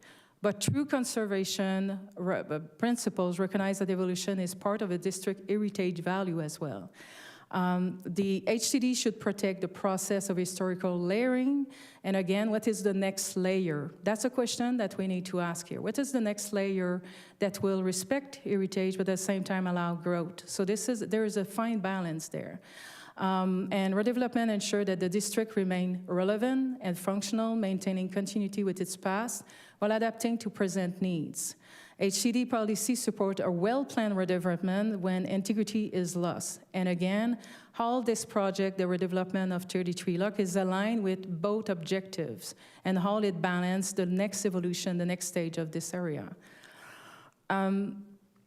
So in terms of what we call, the heritage planning, which I was mentioning earlier, is what we call an adapted and holistic approach. This is the new way of talking about heritage, that we say that, restoration and rehabilitation for this site is not possible. And from the standard and guidelines and restoration, standard and guidelines of historic places in Canada, demolition is also part of an approach of rehabilitation. This is in the standard and guidelines. When a building has reached its limit, its life cycle, there is a line where the building does not convey any more heritage values. And this is what I believe we have with 33 locks. In terms of best practice, in heritage concept, do not support retaining structures that have lost that character defining attributes. Heritage conservation, again, is not about evolution. It's about evolution, not stagnation. And also, we need to find the balance between urban planning, what the HCD intention was. Was it to put in some sort of a globe to protect everything as it is now? And how do we make it relevant now for the next stage of the next 10 years? We cannot think about this project for now. We need to think about it in 50 years, what it will look like. So I heard many times that this was a candidate for adaptive reuse. Preservation, in this case, I am from the architect side of my brain goes, okay, if I have a client that says we need to adapt this building and try to make it work with a new building, I call it the Frankenstein building in my field. This means that what are we going to say to a developer, and I have many of these projects, in fact, that are like that, where the character-defining elements, none of it is true. We're looking at a building that none of it is, we don't know what was authentic or not. So when we say the gable roof, yes, maybe. When we say the white siding, maybe. The windows, I don't know. So what do we want the project to convey in the next stage, even if we were to attach this building to a newer development? That would not work because we would be faking heritage. And we talk about in heritage the Disneyfication of heritage, and that's exactly what adaptive reuse would do, is that we would create a false sense of heritage. Someone that comes to Port Dalhousie looks at this building and says, oh, that looks original, when in fact it's not. And when in fact it's absolutely not. It's a complete rebuild of everything. So if we were to continue in that regard, we're continuing basically a fake heritage building and attach something over it. This is not an approach in conservation that is aligned with any charter or recommendation as of today. So the redevelopment does not mean loss of heritage value. It ensures long-term sustainability. The new development will align with heritage conservation principle while introducing as well contemporary functionality. Our heritage-driven redevelopment approach means that it uses heritage-compatible materials and massing to reinforce the district character. And let's not forget that this building is precisely on the other side of a commercial area and precisely across a building that is going to be quite massive just across it. What will be the element, the transitional element that will protect the HCD, but also connect with the rest of the area from a landscape point of view? And I believe that this concept is precisely the merge of the two worlds in a certain way, because it provides some transitional values between what is going to happen on the other side and the HCD.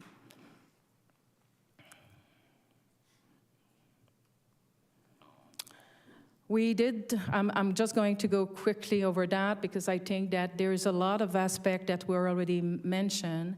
But again, the redevelopment, there are many elements that were picked up from the actual building. And the white siding, the white facade, the row house, the gable roof, the clapboard, the stone element that is on the basement. All the design intent was in order to balance heritage conservation with modern needs. So there is an effort, I believe, from this redevelopment to connect. We do know that the property, the building itself doesn't have much heritage values, but I'm seeing a building that is trying to make an effort to connect, which is not something that we see often in heritage. Quite often, we would see a building that just come there, 30-story high, and that's it, no connection. And the risk is also there that there could be many of these buildings that could happen. And I'm very much interested when I see a development that is conscious and sensitive to what's around. And I see that in this building, and I think we touch base on that. In conclusion, so what we are calling is a heritage-centric approach to redevelopment. So again, I repeated that, heritage conservation is about evolution, not stagnation at all. The redevelopment is an opportunity to straighten, not erase the district character. The city heritage staff applies a rigid and outdated interpretation of heritage policies and principles, ignoring contemporary conservation best practice. No primary evidence confirmed that 33 Locke Street was or remained an authentic 1860 structure or anything before 1920. By preserving it, it would mean an altered and authentic version of history. In terms of the HIA findings, and established heritage principles support redevelopment as the most responsible and context-sensitive solution. The proposed design respects the district identity by integrating heritage-compatible materials, scale, and massing. And this approach aligns with municipal growth policies to ensure that heritage conservation supports sustainable urban renewal. Again, redevelopment is not a loss at all, far from it. It's part of this evolution, and it is a responsible heritage-informed decision that ensures long-term viability, architectural and urban evolution for the district. Thank you.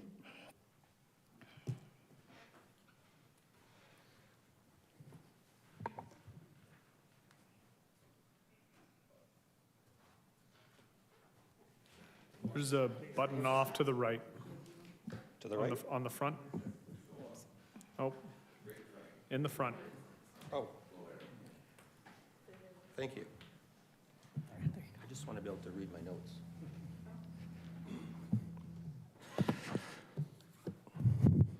Good evening. My name is Bruce Hall, and I'm a principal with the Planning Partnership. That was Natalie DeRoche from McCallum Sather Architects, who's our heritage consultant, obviously. I also have with me Brandon Simon, who's a partner with the Planning Partnership and one of my colleagues, and he was one of the primary authors of the Planning Rationale Report, and Joseph Veloce from Veloce Homes, who is the builder.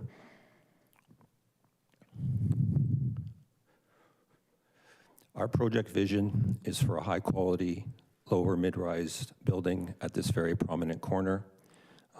This is the type of missing middle project which most municipalities want. I'm not going to repeat a lot of what Natalie went through in terms of the good urban design. Oops. I didn't touch that. It's integrating active commercial uses at the street with glazing, which the city wanted us to incorporate at grade. And it helps contribute and activate Main Street and the vibrancy of Port Dalhousie. I think I'm going to skip over this because Charlotte did a very good job of doing an overview. I just will say that the podium in which the parking is located, it's accessed at grade, but a large proportion of it is actually below grade with the way that the project, the property slopes upwards to the north.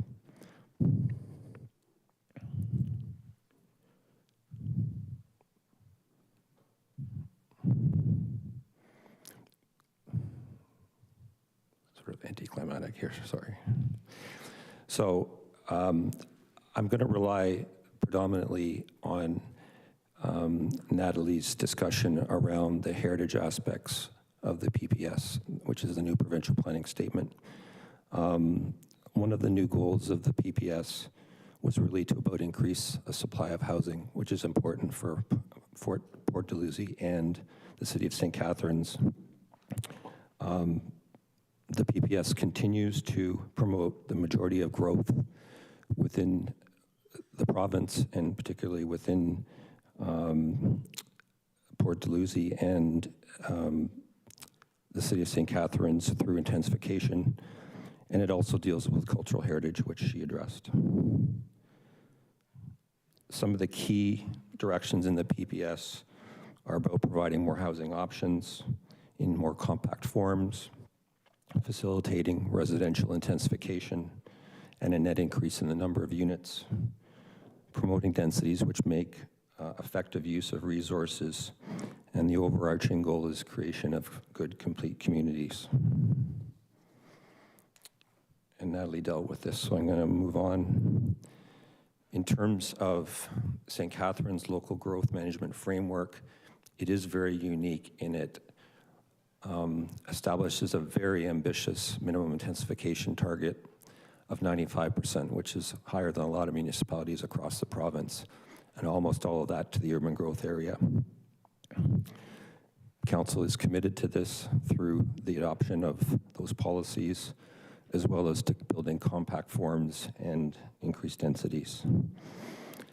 Again, Charlotte went through this, but I just really want to reinforce that under the OP, this medium density designation looks at greater density than others within the HCD.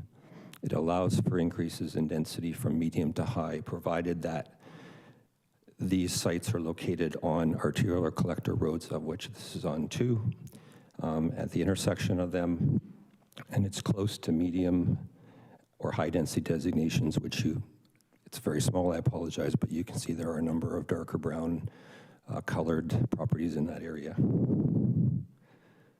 And again, what the OP does, as Natalie says, it looks to seek a balance between a variety of objectives and priorities, including sustainability, housing, growth management, employment, and of course, heritage.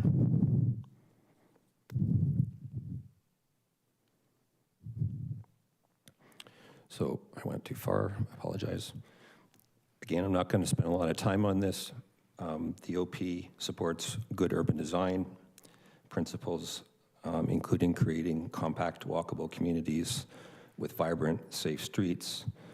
It looks to context-sensitive design, which Natalie addressed, which means compatible forms in terms of scale, massing, height, setbacks. Compatible does not mean exactly the same. It means that they can coexist together.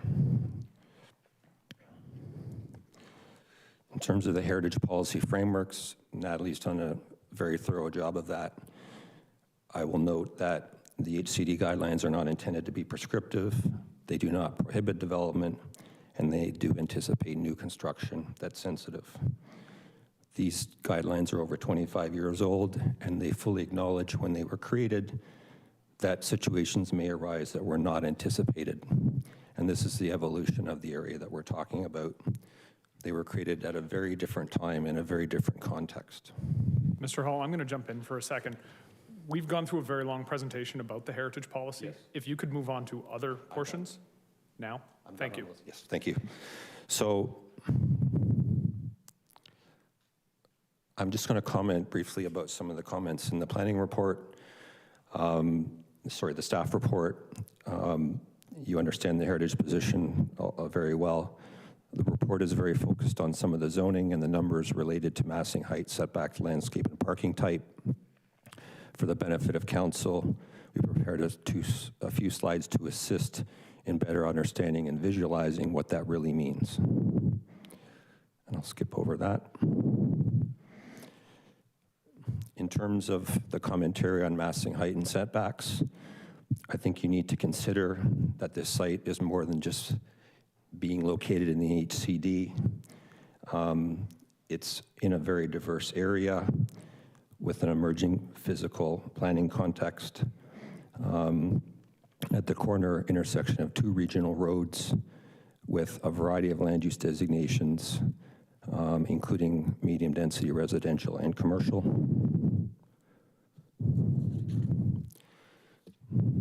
We've looked at the heights through the area. This is a cross-section through the intersection in various directions. The one at the top compares the height of the proposed development to the houses that are across the street on the east side of Locke Street.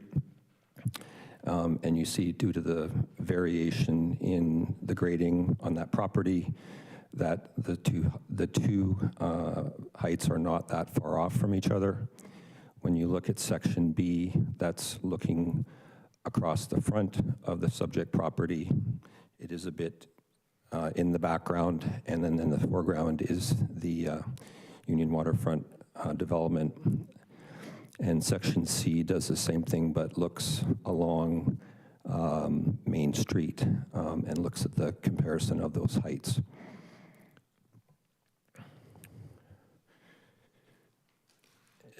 There will be a range of heights that will exist within the immediate area, and these heights will be quite comparable within those range.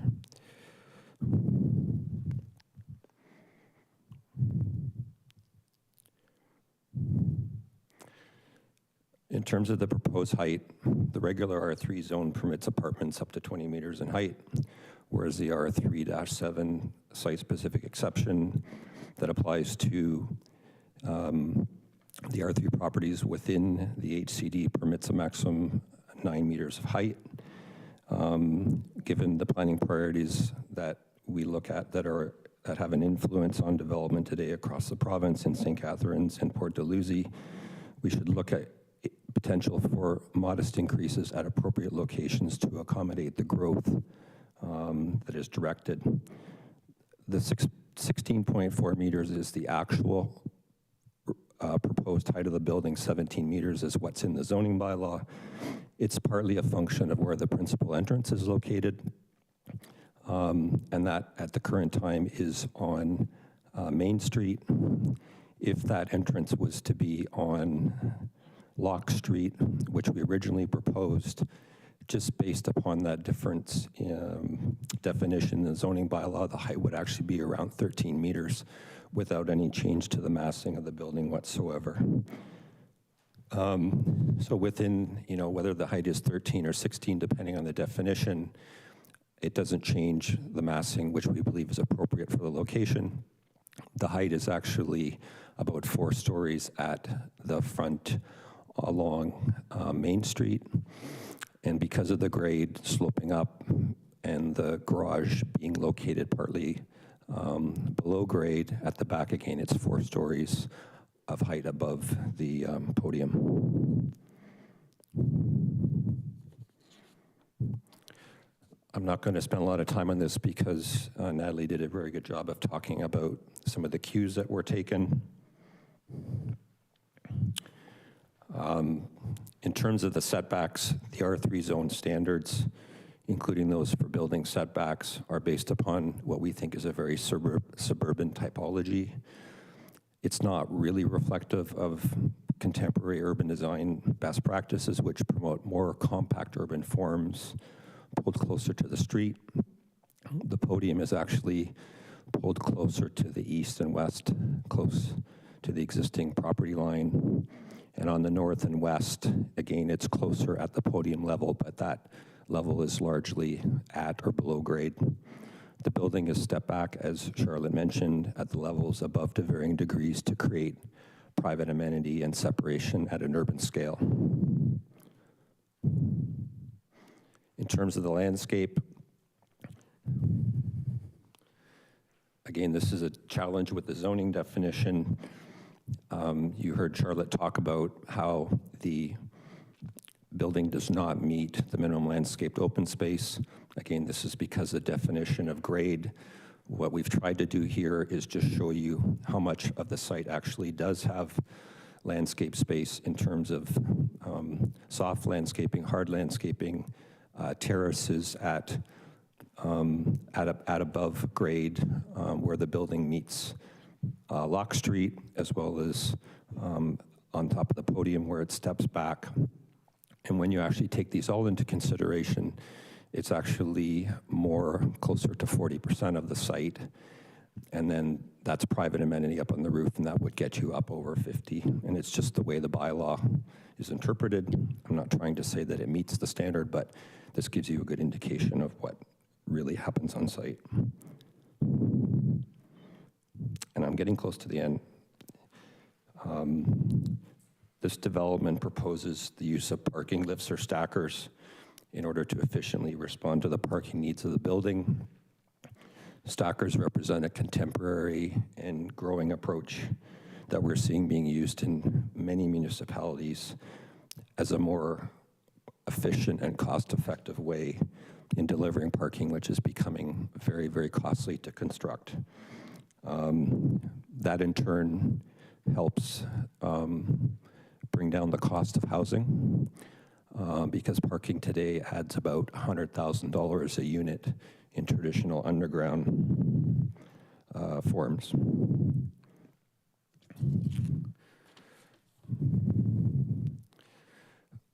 The platform size that we've requested is slightly below the city's minimum parking standards. The vehicles still have access to the larger dimension for maneuvering to get in and out of the space. It's actually, when they're finally in the space, it's modestly narrower. We're seeing this system being used many places. Joseph went on a tour with some of the staff where they saw larger SUV type vehicles being parked. And we've located the parking within the underground spaces in areas where the vehicles have an easier maneuver to get in and out of those spaces where their approach can be much more direct.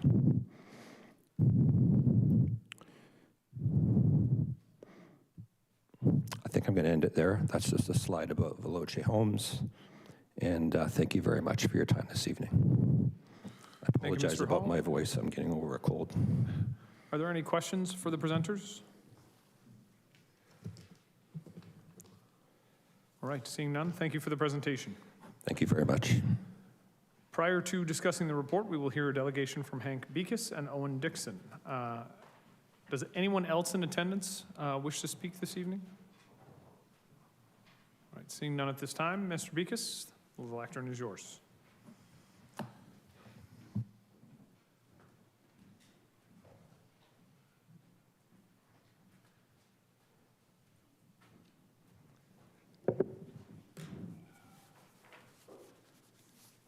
Good evening. Mr. Mayor, councilors, and staff, dear friends, I represent the Port Dalhousie Conservancy that has dedicated itself to the preservation of the Heritage District and the village feel of Port Dalhousie. We have consistently, over 25 years, supported the city's bylaws and the St. Catharines Heritage Committee. We may be the only ones in this room who can make that claim. I have usually come to question and oppose staff reports, but now I also have to come and support the staff in their reports because I think it's warranted. We commend and congratulate the city staff for the report and strongly support both the reports of the Heritage Committee and the staff report to council. We oppose this development precisely because it violates almost every single existing residential zoning bylaw and regulation in the Heritage District. This project clearly falls in the residential district, which comes with certain restrictions, something known by the purchasers at the outset. The building, and we're depending on the city here, was built in the 1860s, is slated for demolition, something the Heritage Committee has quite rightly turned down. These were not minor amendments. In fact, it doesn't meet any of them when it comes right down to it. And then we're stuck in a little bit of a chicken and the egg situation in terms of the relationship between the demolition permit and the plan itself. If it's demolished, the plan itself doesn't meet the heritage or the zoning bylaws. And if it's so the question is, why demolish it in the first place? If it was on the other side of the intersection under the secondary plan, I would probably approve it because that's where it belongs. But given that it's in the residential district, however, different rules apply. Changing those rules would set a terrible precedent for future developments in the district. any future developer could easily argue that what's good for one is good for all and accuse you of being discriminatory. I see a number of additional issues for you to consider, which were not specifically mentioned in the report. The housing currently on site is at least somewhat affordable. Its replacement will be unaffordable for those same residents as they will have to move out of Port Dalhousie.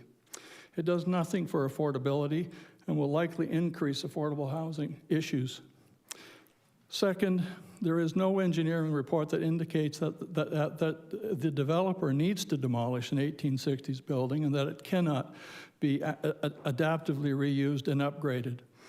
They are already allowed under the existing zoning to increase by an additional 4 units as of right, which is a 50% increase in density. Third, and this is sort of the background to this project, the only reason this project is before you is because it was sold as a development property in 2022 for $1.9 million. In fact, it was advertised at the time as an 8 to 10 story building, but got wrapped over the knuckles by the real estate board for false advertising. So now we have a situation where the price of the land has to be justified. The fourth thing that I want to bring to your attention is it's also right on the main intersection that every single transportation study ever done in Port Dalhousie says is on the brink of failure 6 months of the year. And the driveway is just a few meters from the intersection. This, in combination with lower parking requirements and only short-term and paid parking, which is available for visitors, does not bode well for existing parking issues in Port Dalhousie. You can't really have any visitors in that situation. It's either that or you have to park in the neighborhood. We also would strongly suspect that a shadow study to reflect the impact of a 5-story height on neighboring properties will cause substantial shade, given where the shadows are likely to land and the lack of setbacks. Finally, I know that the issue of the PPS gets raised all the time in terms of so many million units that are needed in the city. We have a whole bunch of projects in the city that are already approved that aren't going anywhere. And we have that in Port Dalhousie as well. So now, as council, you're now the final arbiter of any decision to be made, since third-party appeals are no longer really allowed by the province. And even if we could, we would face the Ford government's current obsession with growth at any cost. This fact increases your responsibility. We urge you, therefore, to support the staff report. The report is simply a request to adhere to the bylaws that you yourselves, at great expense, have created. Thank you. Thank you, Mr. Beekes. Are there any questions for the presenter? All right, seeing none, thank you for your presentation. At this time, I will call upon Owen Dixon to speak.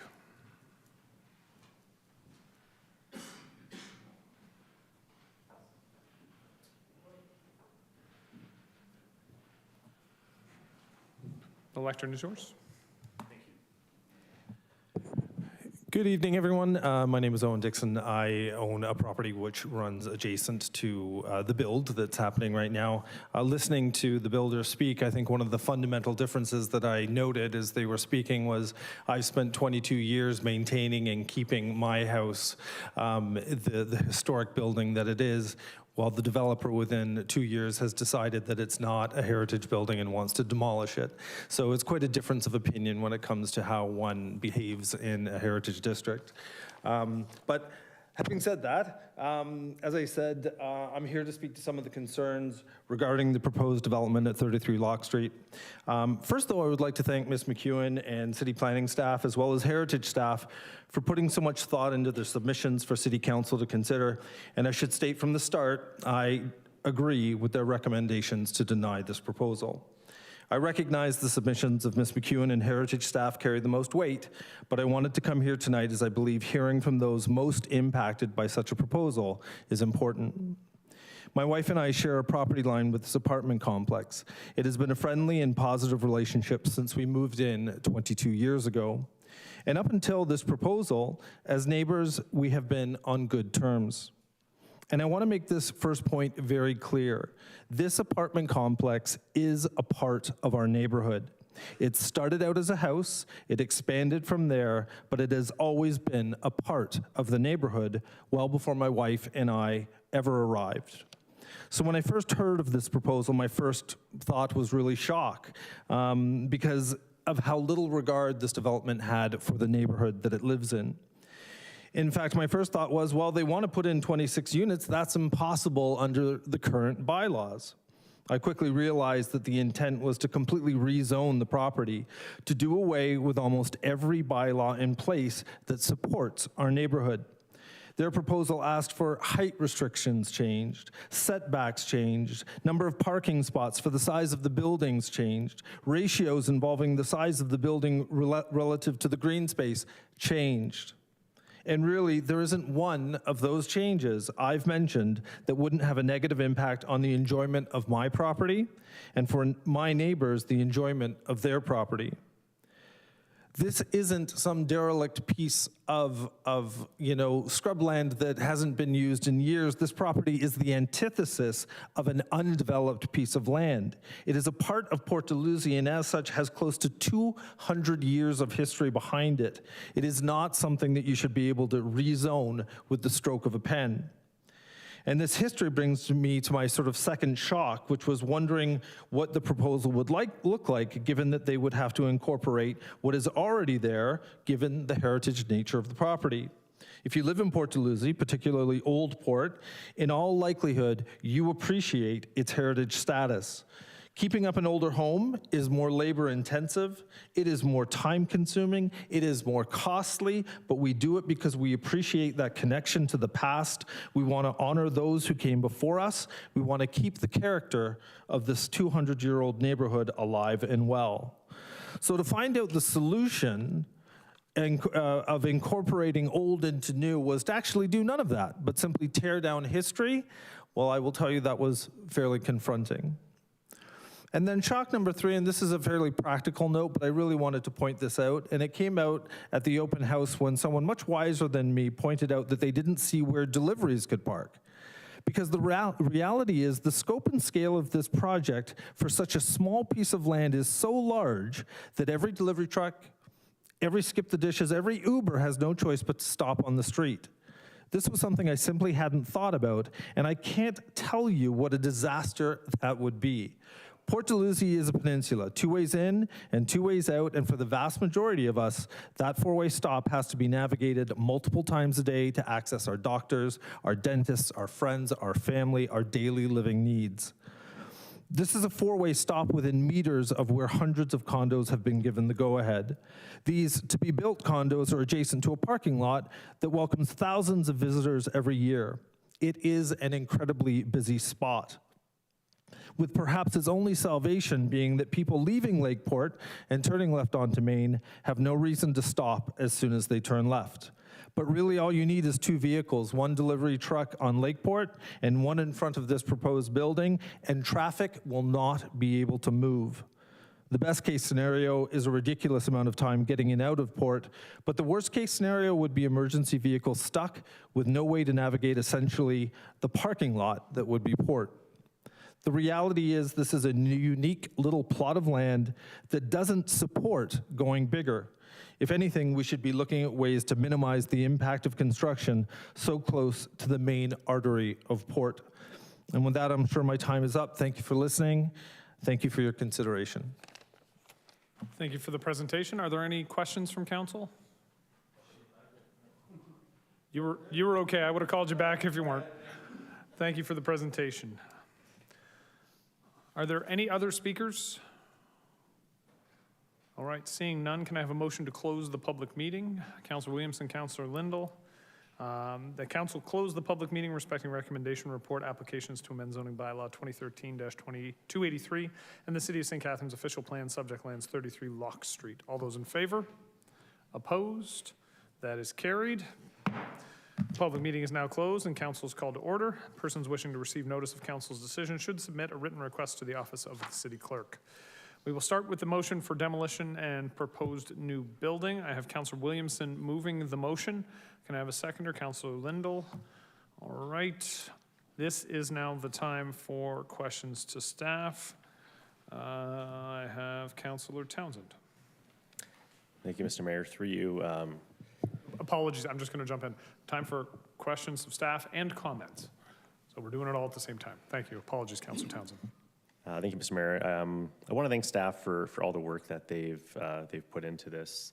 A lot of information was shared tonight, and I don't have any questions of staff. I want to make a few comments. I certainly do have some concerns about the building of this magnitude being built and what type of strain it would put on that infrastructure system. I know in the summertime when I travel, that's certainly a very busy four-way stop, so certainly traffic would be very concerning. I know how busy it is, especially during the beach season. And one thing that was mentioned actually by staff that I really do appreciate is that if you want to have a heritage district, you need to preserve it. And this is a building that does have significance clearly based on the data that staff have shared. I do have a lot of concerns about that parking system. I just can't see, with 26 units, cars waiting to go in and out of this, to park on this stacked system. I don't see it as a viable option, but I will share this. I appreciate, the St. Catharines Museum when looking it up. I would argue that this home may have been built in the 1840s. There was a letter shared by Alexander Muir where he explained that the Lock Street had 14 houses, 3 taverns. They built their first Wellington Hotel, which is now the Lock Street Brewery, in 1877. First jail went in 1845, and then they had the steam ferry in 1884. So you look at some of these stats. I would encourage my colleagues to read the St. Catharines Museum blog from May 3rd of 2024, where it goes into a lot of this history. But with all this in mind, I will be supporting the staff recommendation that was brought forward to council. Thank you. Thank you, Councillor Townsend. Councillor Kushner. Thank you, Mr. Mayor. The first question is quite minor, and that is with respect to the parking lifts. We don't have any elsewhere in the city, is that correct? Through the mayor to the councillor, we're not aware of any parking lifts in the city at this time. Okay, and I would think there's a possibility if you have these lifts, they would be somewhat awkward and people would not be that hospitable to be parking underground, and would they not probably look for parking above ground? Through the mayor to the councillor, parking lifts are being considered in other urban municipalities in the province. That being said, it could potentially, yes, I would say people tend to gravitate towards what's more convenient. However, in a lift scenario in a building with condo tenure, it's likely that people are purchasing the ability to use these spaces for their own, and while being indoor, they have a level of protection and security. Okay, my next question is, if this were a vacant property, would the building of this size be recommended for that site? Through the mayor to the councillor, the scale and massing of the building would still be a concern if the site were vacant. There are still heritage guidelines that apply to new construction, so it's not only a consideration of the demolition potential for the building on the site, but the new construction would still not meet the guidelines if the site were vacant. So are you indicating that a building of this type would not be suitable for that property, would not be recommended for property aside from heritage? Through the mayor to the councillor, the heritage guidelines are a large part of it, but it's if you're referring to the heritage building on the site, in the absence of that heritage building, correct, I would still be recommending against the new build at its current height and massing. Well, Thank you, Mr. Mayor. I find it a very attractive building, but it's in the wrong place. It's being proposed for a wrong property, which is heritage. Thank you. Thank you, Councillor Kushner. Councillor Williamson.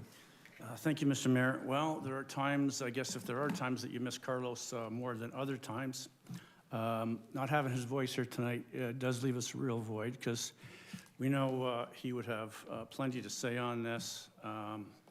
And I know that he, and I share this as well, that he would be impressed with the thorough analysis that our planning staff has conducted, carried out, and the job that they've done in applying the principles that he worked so diligently to create. I concur with what Councillor Kushner just said. This is a perfect missing middle kind of development that I would like to see in lots of locations, but this is not one of them. Port Dalhousie is not a designated urban growth node, despite the fact that we have shared far more of the burden in terms of increases in density through all the condominiums that have been approved and already built. Old Port Dalhousie is a livable, desirable, and sought-after neighborhood. I can say that because I don't actually live there. I live in another part of Port Dalhousie ward, so I can say it without some kind of a personal bias, I guess you could say. However, one of the biggest challenges that Old Port and the residential neighborhoods of Port Dalhousie face, and I've had complaints for many years about this, and that is parking. And I believe that this development, as it's set out today, would just exacerbate those problems. In terms of our staff and councils over the years and the committee's track record, I don't believe that they have been overly restrictive or overly prescriptive. I don't believe they have been rigid. The membership on the committee has some very reasonable, well-intended, fair-minded, practical people who are not, heritage nuts or something. These are people who live in the real world. And we have, over the years, actually approved lots of demolitions for structures that just really weren't rehabilitatable. And just one other last aspect, I'm not going to go on at length here, is that, and it's not embedded in this report, but in our other reports, we have the environmental sustainability pillar. And one thing you get by not demolishing a residence is you don't create all the waste that has to be trucked away and put in a landfill site. You're not having to use all the energy and new resources to replace it. So in terms of an ecological footprint, which is something we should be measuring on every decision we make, it does make more sense to restore buildings, and keeping the character of Port Dalhousie and the compatibility and the livability with the neighbors has to stand at the forefront. And that's why I'm supporting staff's recommendations on both of these. Thank you. Thank you, Councillor Williamson. Councillor Stevens. Thank you, Mr. Mayor. I guess an issue I have, and I like to say I sit on the fence and listen to both sides, so not to belittle either staff or the applicants, the person that they look to get all this heritage information. We have two different stories. Staff saying yes, and the group saying 1860, the other group saying there's no hard evidence of 1860. So I'm hearing two different stories. It was probably built a long time ago. The other thing is, when the additions were added sometime after 1930 or 1940, when there was no record keeping and there was no probably building permits in place at the time, was that built properly? Was it built in the same standards? Probably no. So that aspect, all those additions have no historical value to attach to that 1860 building. If they were built in 1950 or 1960, they weren't done in the same way. So I don't see that being a part of it. And you look at the building, there's many different, I went and looked at it, the siding's all different here, there, and everywhere, so it's never been maintained as that either. So I don't believe it's a heritage building. So I don't agree with staff on this. Is the new building a little too big for the property? Maybe. But as far as the demolition, I would rather see something better, more compatible in the neighborhood as opposed to that. So I can't agree with staff on that one. Thank you, Councillor Stevens. Councillor Ratzlaff. Thank you, Mayor, through you. I'm happy to support Council's recommendation on this one. I just, I think I know the answer to this because it was brought up in the staff presentation, but I just think it's worthwhile pointing it out. You know, Port Dalhousie is underrepresented right now. There's only one councillor for that ward, and so I just want to clarify that we can't defer this until there's proper representation for Port Dalhousie, because that would be against the Planning Act, correct? Through the mayor to the councillor, that is correct. Based on the Heritage Act timelines and when they submitted their application, the 90-day deadline would be fast approaching, essentially, and we wouldn't have another council meeting between now and then. So a decision would have to be made today. Otherwise, it would be effectively an approval. No, I appreciate that. I think it just, you know, if something of this magnitude were in Ward 4, you know, I would be kind of disappointed that residents weren't represented at the same degree as the other wards. But yeah, again, I'm happy to support staff's recommendation here. And that was my comment and question. Thanks. Thank you, Councillor. Councillor McPherson. Thank you, Mr. Mayor. I want to thank staff for the report. It's, as someone who sat on the Heritage Committee and was chair for a very long time and actually around the table when the Port Dalhousie Heritage District was created, I know the work that went into it and the passion that not only Councillor Garcia has and Councillor Williamson, but many people who live, especially in Old Port. And I just wanted to agree with Councillor Kushner and Williamson that this is if this development was anywhere else in the city, I would be so happy to support it. But the importance of maintaining the character of a heritage district, you can't, when a district's created, there is so much work that goes into looking at the entirety of the buildings that are in it and how they all fit together. And I guess the problem I had with a lot of the discussion about heritage, the heritage value of the building is you when it's a district, you can't just pluck a single building out and say, no, that doesn't fit, or that's not old enough, or it's changed too much. As someone who lives in a heritage district, and you look at Queen Street, which is significantly smaller, but you look at the evolution of the buildings, that still has heritage value. That you know, when the buildings change and the buildings evolve, it doesn't mean they lose their heritage value. It means they've evolved. So it's just, I think that's really important when we talk about heritage districts, that it's the entirety, it's not the single building, and that buildings will change and they will evolve. And I can guarantee you that on Queen Street anyway, that there are lots of buildings that don't look exactly as they were built in 1870 or 1920. And so I'm very happy to support this motion. Thank you. Thank you, Councillor. Are there any other? Councillor Phillips. Mayor, I'll also support the staff recommendation. I think they've done a very, very comprehensive job. As mentioned before, I think the building looks fine. There's about 10 other places in St. Catharines where it could be located and it'd be very suitable. Traffic, it was indicated by one of our presenters about traffic on that corner, having sat on the balcony or the at the Kilton Clover and watched that turn be made by many cars, buses, fire trucks, whatever. It's a concern as it stands, and with deliveries or more traffic there, it would be a nightmare. As far as heritage is concerned, it is a heritage district. It has to stay with as much heritage as possible. And in the future, I think every councillor has to think about that first. I don't like the one thing I don't like about the building is the fact that I see it almost squeezed into that piece of property with the setbacks declined or expanded, I should say, actually, far beyond what would normally be the case. I see it just shoehorned into that, and I think when it would be completed, it wouldn't look as nice as it does on the screen tonight. Thank you. Thank you, Councillor Phillips. Councillor Lindell.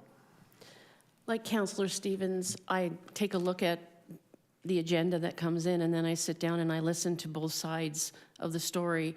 And I like to make my decisions after hearing all of the facts from staff, hearing facts from the presenters.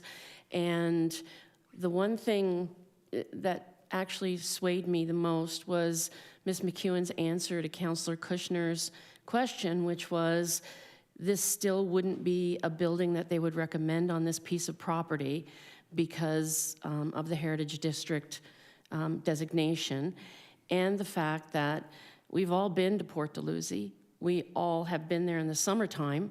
We all know that coming out of Lakeside Park is a disaster on a good day. If you're adding 206 units, that's going to make it worse. If you're adding more apartments, that's going to make it worse. There's no affordable housing in this building as well, whereas the house itself that's sitting there is affordable housing, and that is something else that I'm not quite happy about. So I'm going to go with staff recommendations because they've done an amazing job of telling us which is heritage, which isn't heritage, how it's going to work, and it's a great presentation on their part. Thank you. Thank you, Councillor Lindell. Are there any other questions or comments? All right, seeing none. We'll go to the vote in just a moment. I will add my 2 cents on this. I think everybody in the city knows that I take a very pro-housing, pro-development viewpoint on a lot of these sorts of things. And I will admit that I very much wanted to find a way to get to a yes with this particular development. I appreciate the work that staff have put in. I am forced to agree with the staff recommendation today, and I'm going to be voting in favor of the staff recommendation as put forward by Councillor Williamson. I'm going to respectfully disagree with a couple of my colleagues, though. A few people said if this were anywhere else in the city. Given the size of the property, given the massing of the building, given the setback reductions that have been created, the lack of landscaping, soft landscaping on the property, I probably wouldn't. I think I would probably be opposed to this anywhere. I think that this is a lot of building and a beautiful building, utilizing, when it comes to the parking technology, a novel technology that I think has a future in our community and something that we need to look to embrace going forward. But unfortunately, from my perspective, and I think the perspective of a lot of folks, this is too much building on too small of a property. So for that reason, I'm going to be voting against allowing for the demolition. I'm going to be voting in favor of Councillor Williamson's motion, which is the staff recommendation, and I will look to the clerk to call the roll. Councillor Williamson. Sorry, yes. Councillor Lindell. Yes. Councillor McPherson. Yes. Councillor Miller. No. Councillor Phillips. Yes. Councillor Ratzlaff. Yes. Councillor Stevens. No. Councillor Townsend. Yes. Councillor Dodge. Yes. Councillor Harris. No. Councillor Kushner. Yes. And Mayor Cisco. Yes. That's carried. The next motion, because there is a second motion, which is the staff recommendation to deny the heritage permit application, is the staff recommendation that council deny the proposed amendment to the City of St. Catharines official plan, and that council deny the proposed amendment to the City of St. Catharines zoning bylaw. Again, moved by Councillor Williamson, seconded by, in this case, Councillor McPherson. Are there any questions or comments? All right, seeing none, I will look to the clerk to call the roll. Councillor Williamson. Yes. Councillor McPherson. Yes. Councillor Miller. No. Councillor Phillips. Yes. Councillor Ratzlaff. Yes. Councillor Stevens. No. Councillor Townsend. Yes. Councillor Dodge. Yes. Councillor Harris. No. Councillor Kushner. Yes. Councillor Lindell. Yes. And Mayor Cisco. Yes. And that's carried. All right, moving on to discussion reports. We have already dealt with 9.1, so we'll move to 9.2, the Chief Administrative Officer's Housing Accelerator Fund Year 1 Review. Prior to discussion of the report, I will call upon Margaret Josipovich, the Senior Manager of the Housing Accelerator Fund, to present.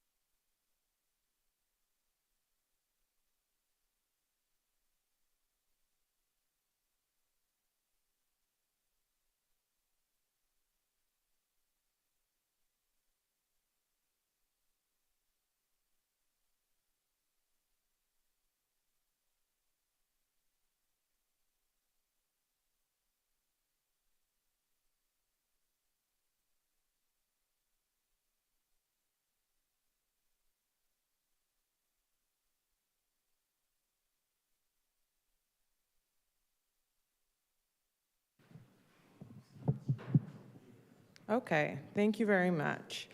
So I'll be taking you guys through a little bit of an overview of our year 1 of our Housing Accelerator Fund, our action items that were completed, how we spent our funding. But first, we're gonna start off with something we're very bad at in St. Catharines. And we're gonna brag a little bit about all the good decisions and choices that staff and council have made.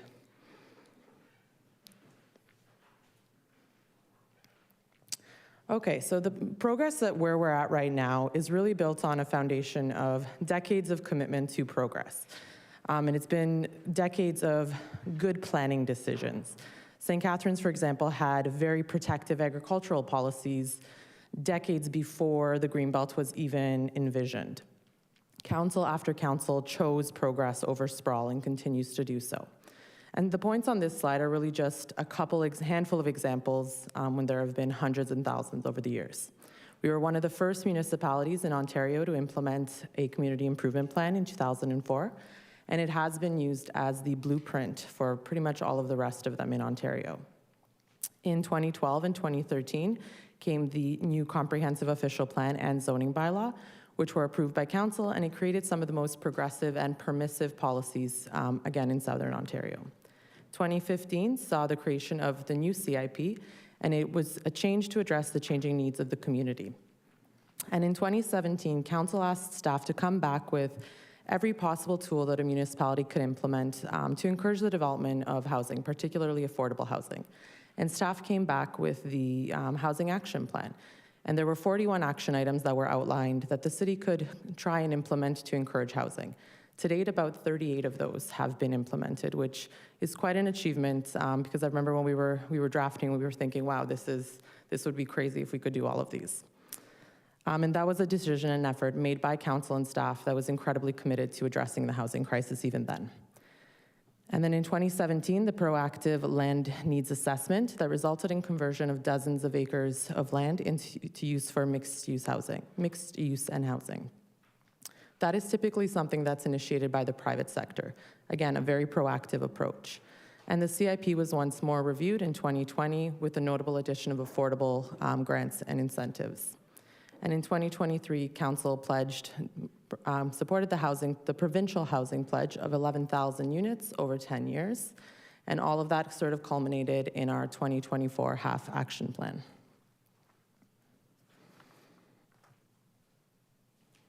So to give you an idea of how HAF has been implemented, there's a HAF implementation team from the CAO's office run by myself. And you've seen Natasha McDonald has come up and presented to you guys as well. She's our policy planner on the HAF implementation team. And then a lot of the bigger decisions, spending and sort of directional choices are made by the HAF steering committee with directors from FMS, EFES, PBS, EDTS, Public Works, CRCS, and our CAO and Deputy CAO. And all of that filters into collaboration with all city departments, depending on the scope of the project. We've also created positions in certain departments to help with some of the action items and relieve some of the workload issues we've identified, and we'll go into that a little later. So in year one, what have we accomplished? To give you a little bit overview, we're going to do a little bit of Karina's year one highlights, all the way from the beginning of when the program was approved, how we were going to spend it, immediate policy changes, incentives that came up, fourplexes on residential lots, Mayor Cisco's directive to staff to put housing as a priority for all city departments, the MDC's creation, more incentives for ADUs, some HGTV fame, the launch of the civic mapping information tool, additional steps for the MDC, and approval of the budget and business plan for the MDC. So the year one overview. So all milestones that we committed to in year one were completed on time in that reporting period, and CMHC requires that staff submit sort of an outline that says, what have you done with, and where are you at with your milestones that you agreed upon, and then the number of units that were built according to their methodology, and how we actually spent the money. So permits were issued for about 390 units in accordance with HAF methodology. The very, very ambitious goal of CMHC for year one was 952 units. And while we did not meet the 952 units, it is, like I said, incredibly ambitious. Our number is in line with our average building permits over the last 10 years. And in a year where interest rates, as everyone saw, were increasingly high, labor costs, labor shortages, material costs and material shortages, it really stalled the development community. There was very, very little movement from the development community, so to even be at that average is a very, it's a huge success story. And one of the interesting things we saw was that about 57% of the permits that were issued were for accessory dwelling units. So instead of just relying on one area of the development sector to contribute, we've actually pulled the residents into also kind of contribute in the development arena, which is really exciting. So because the methodology is so different from the province to the federal government, CMHC to Stats Canada, on the right, I've kind of shown you, based on the methodology of how our building department reports to you every year. So the blue line is showing our permits over the years from 2009. The straight orange line is our average, and the green being where we were at this year. And we are still awaiting confirmation of our year two funding from CMHC. So to go over some of the action items and implementation, I've kind of themed it out into a couple areas. So in process and procedure and improvement and modernization, we took a look at our development process, where things were stalling, where we saw some delays, and then created positions to help alleviate some of that workload. So a development engineering technologist was hired, as well as a GIS technician to work on some of the projects, such as our mapping. A planner position was added to implement some of the policy pieces. We launched online e-permitting for planning applications. So that's the bottom right, the blue screen. So you can apply for certain planning applications online now, and we'll keep adding to those. We've also launched the interactive mapping tool, Civic Maps, in the top right. A really exciting project. It's getting a lot of the information out to the public and the private sector, and then at the same time, that alleviates a lot of the phone calls and work that is coming to the planning and building department, which frees them up to be reviewing planning and building applications. And then the creation of the one-day permit pilot project. So what we did was go out to the development community and say, okay, if you're interested in submitting your designs for your detached accessory dwelling units, we'll pre-review from a building and zoning perspective and create a catalog of pre-approved designs. And if a resident were to choose one of those, they can come in and have their building permit review done in one day. Infrastructure initiatives. So we completed comprehensive flow monitoring and capacity mapping is being done, as well as inflow and infiltration study has been initiated. So one of the issues that we have capacity-wise in St. Catharines is not necessarily in all areas that there's too much sanitary flow in the sanitary sewers, but too much stormwater getting into the sanitary sewer and then causing surcharging in those areas. So one of the ways we're looking at solving it is to make sure that that stormwater doesn't get into the sanitary sewer, thereby freeing up capacity. A lot of this work makes it really important for us to understand what the situation currently is It lets us prioritize any infrastructure improvements and also apply for any grants that are available. And an engineering project manager was also added to manage this scope of work. From policy development, we engaged with Niagara Regional Airport to complete a gap analysis because we'd like to explore the possibility of altering some of the airport zoning regulations. If you're familiar with the airport zoning regulations, their landing path goes right over downtown St. Catharines and limits some of the heights that you can have in that downtown area. And up until recently, it wasn't really an issue, but now we are seeing a lot of the tower projects coming and they are being limited there. Council approved a citywide zoning bylaw amendment to exempt affordable housing development from parking requirements, as well as a zoning bylaw amendment to add flexibility to the ADU provisions and to permit 4 units as of right throughout the city. For financial incentives, we've added the following ones on the screen. So the DC purpose-built rental discount program. There are existing DC discounts built into the DC Act. We've upped those and topped them up so that if you're building rental units in the city, you get a 50% decrease in your DCs for 1 and 2 bedrooms and 35% for 3+ bedrooms. We added an affordable housing fee reimbursement policy. If you're building affordable units, you don't have to pay for your planning and building fees. Accessible housing fee reimbursement policy. If you're building more accessible units than the Ontario Building Code requires, you also don't have to pay your building permit fees. The CIP accessory dwelling unit grant, our most popular incentive so far, is our $40,000 grant for the interior ADUs and $80,000 for the detached. And we've had 41 of those approved in the last few months. And our flood alleviation program, our FLAP program, we've expanded that to add additional plumbing work for ADUs.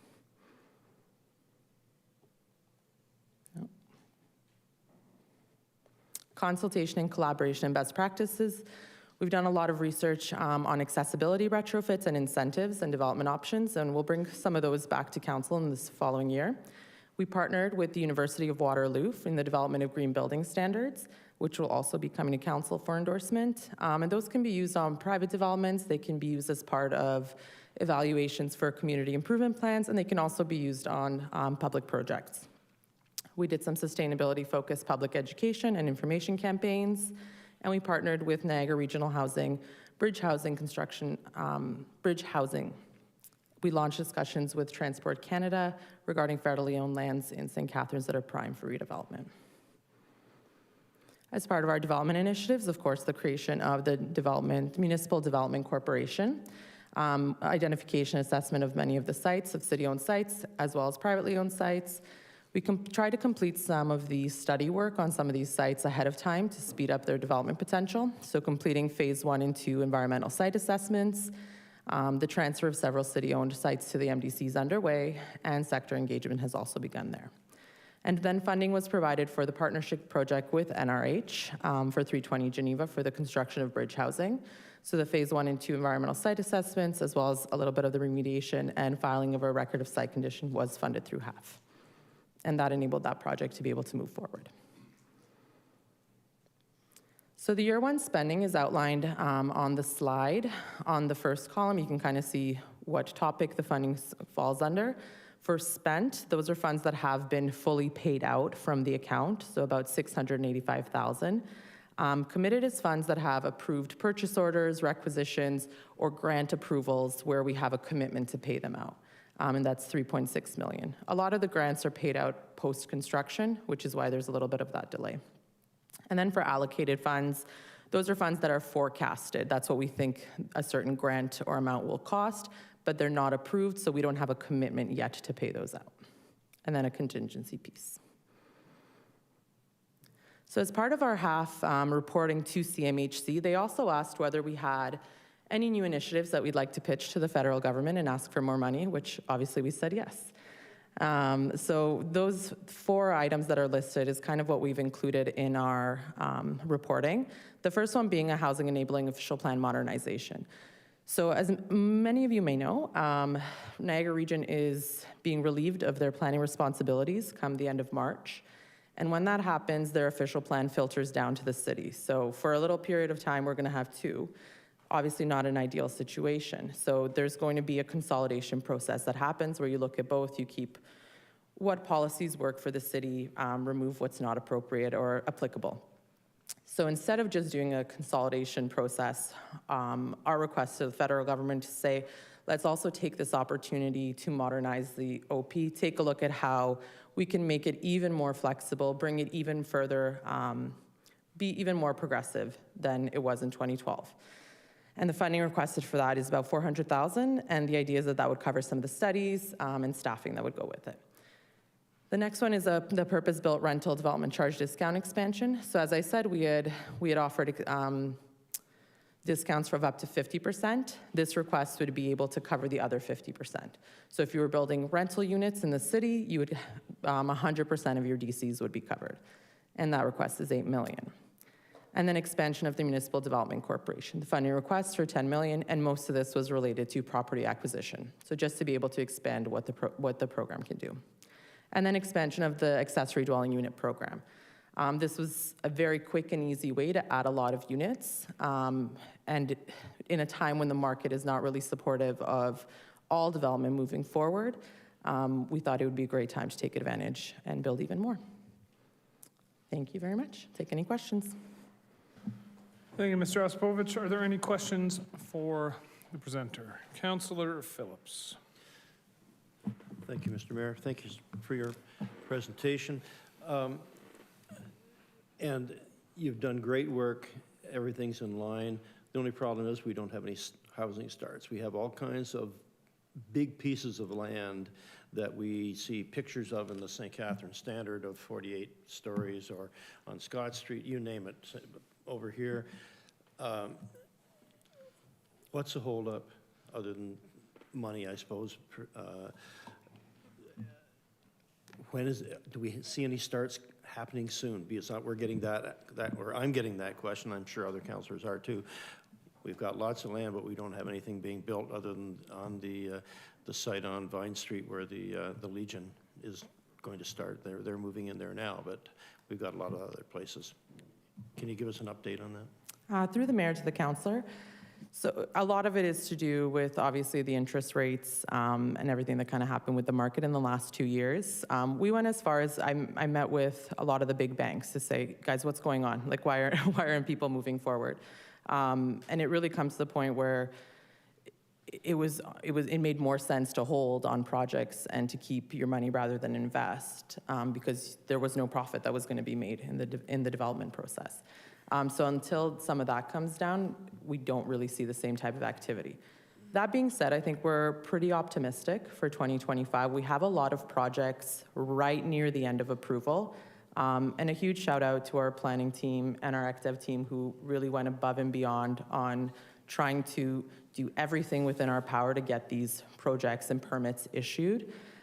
We did, conditional permits before approvals were all finished, try and get people just in the ground to get something going. A lot of the developments are also dependent on their sales. So it's not just interest rates for the developer, it's interest rates for the purchaser as well. And a lot of them are pretty close. They're within 10 to 20% of the kind of sales target that they need to get to. So I'm cautiously optimistic that 2025 will be better. We have a lot of bigger projects that are right on the brink to kind of move forward. And we are doing everything on our end to try and support those and kind of keep them moving forward. A big piece will be confirmation of our year 2 funding, right? Because then we can do even more. We can come forward with even more foundational changes and incentives to push those projects over the finish line. Okay. Can't wait until it starts. Hopefully I'll be around when it's finished. Thank you, Councillor Phillips. Councillor Williamson. Thank you, Mr. Mayor. ADUs, particularly the detached ones and then the garage conversions, what's the uptake been on those? Has there been much action there? Yes, they've been very popular. So we had about 41 grant applications, and they accounted for about 50% of our actual permits issued in the year. Okay. So very, very popular, and we've had to kind of pause on intake of applications until we get our year 2 funding confirmation because there's too much interest. Thank you. And then in terms of getting the gas, the water, the sewer, electric to these, has that been a challenge, or how has that been dealt with? Through the mayor to the councillor, No huge issues. We've kind of there have been a couple kind of site-specific solutions. They sit down with our building staff, work out an acceptable solution, but I haven't been aware of any major problems. And then how about resistance from neighbors? Has there been any issues that way? Through the mayor to the councillor, not that I'm aware of, and I believe Niagara Falls just changed their zoning to match ours for accessory dwelling units because it was so good. You don't say so yourself. Thank you. Oh, as well, I guess another challenge is going to be, once you get a building permit, it's going to activate a property tax increase likely, and I don't know what, you may not know the data on that or what that's going to result in, and be deterrent in terms of affordability to go forward with some of these. Through the mayor to the councillor, MPAC typically reviews issued building permits, so there may be some type of increase there. We don't have that data at this point. Thank you. Thank you, Councilor Williamson. And it's always good when Niagara Falls is envious and copies us. Should always be the norm. Councilor Kushner. Thank you, Mr. Mayor. You indicated that the air pattern is over the downtown. Could you give us your modest opinion on what the impact will be on the downtown? Through the mayor to the councillor, the impact of the landing path? The landing path for the airport? Was that the question? Yeah, you used the word, the air pattern is over the downtown. The landing path for the airport. Oh, the landing path. Yeah, sorry. Okay. Sorry, misspoke. And it depends on which location of the downtown. It limits to about between 25 to 30, 35 stories, depending on what area of the downtown and the elevation of the site. Thank you. All right, are there any other questions for Ms. Josipovich? Seeing none, thank you very much for the presentation and all of the good news that is coming. Can I get a mover and a seconder? Councillor Harris, Councillor Townsend. I will look to the clerk to call the roll. Councillor Harris. Yes. Councillor Townsend. Yes. Councillor Dodge. Yes. Councillor Williamson. Yes. Councillor Kushner. Yes. Councillor Lindell. Yes. Councillor McPherson. Yes.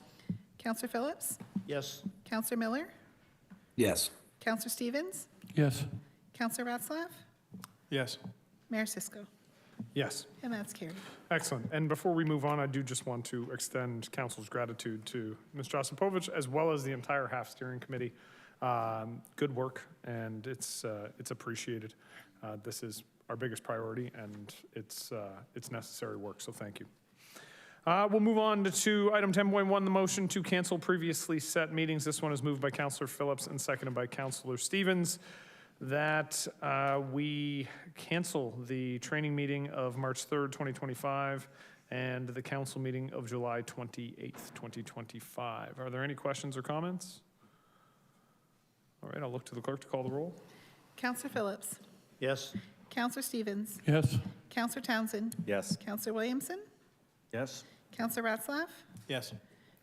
Councillor Harris. Yes. Councillor Kushner. Yes. Councillor Lindell.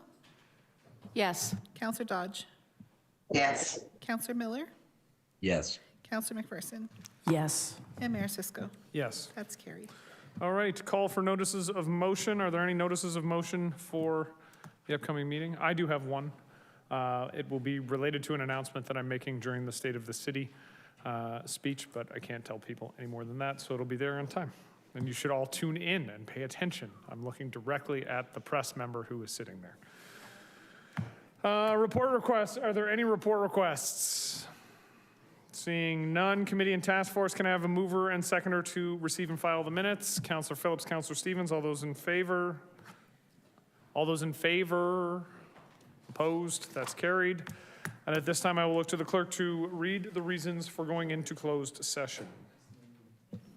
Planning and Building Services, Planning Services Committee of Adjustment decision regarding 1537 Fifth Avenue Louth, closed session pursuant to Municipal Act 2001, Section 239(2)E, litigation or potential litigation, including matters before administrative tribunals affecting the municipality or local board. And F, advice that is subject to solicitor-client privilege, including communications necessary for that purpose. Can I get a motion to go in camera? Councillor McPherson, Councillor Phillips, all those in favor? Opposed? That's carried. Off to in camera.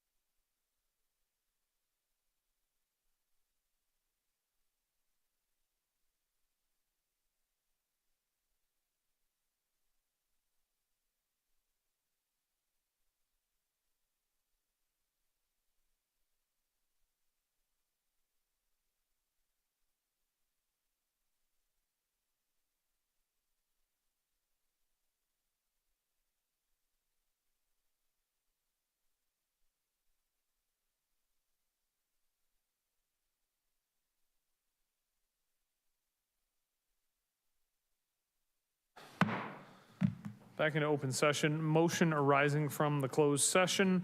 I have Councillor Williamson and Councillor Townsend moving and seconding the staff, that staff proceed as directed in closed session for 15.1.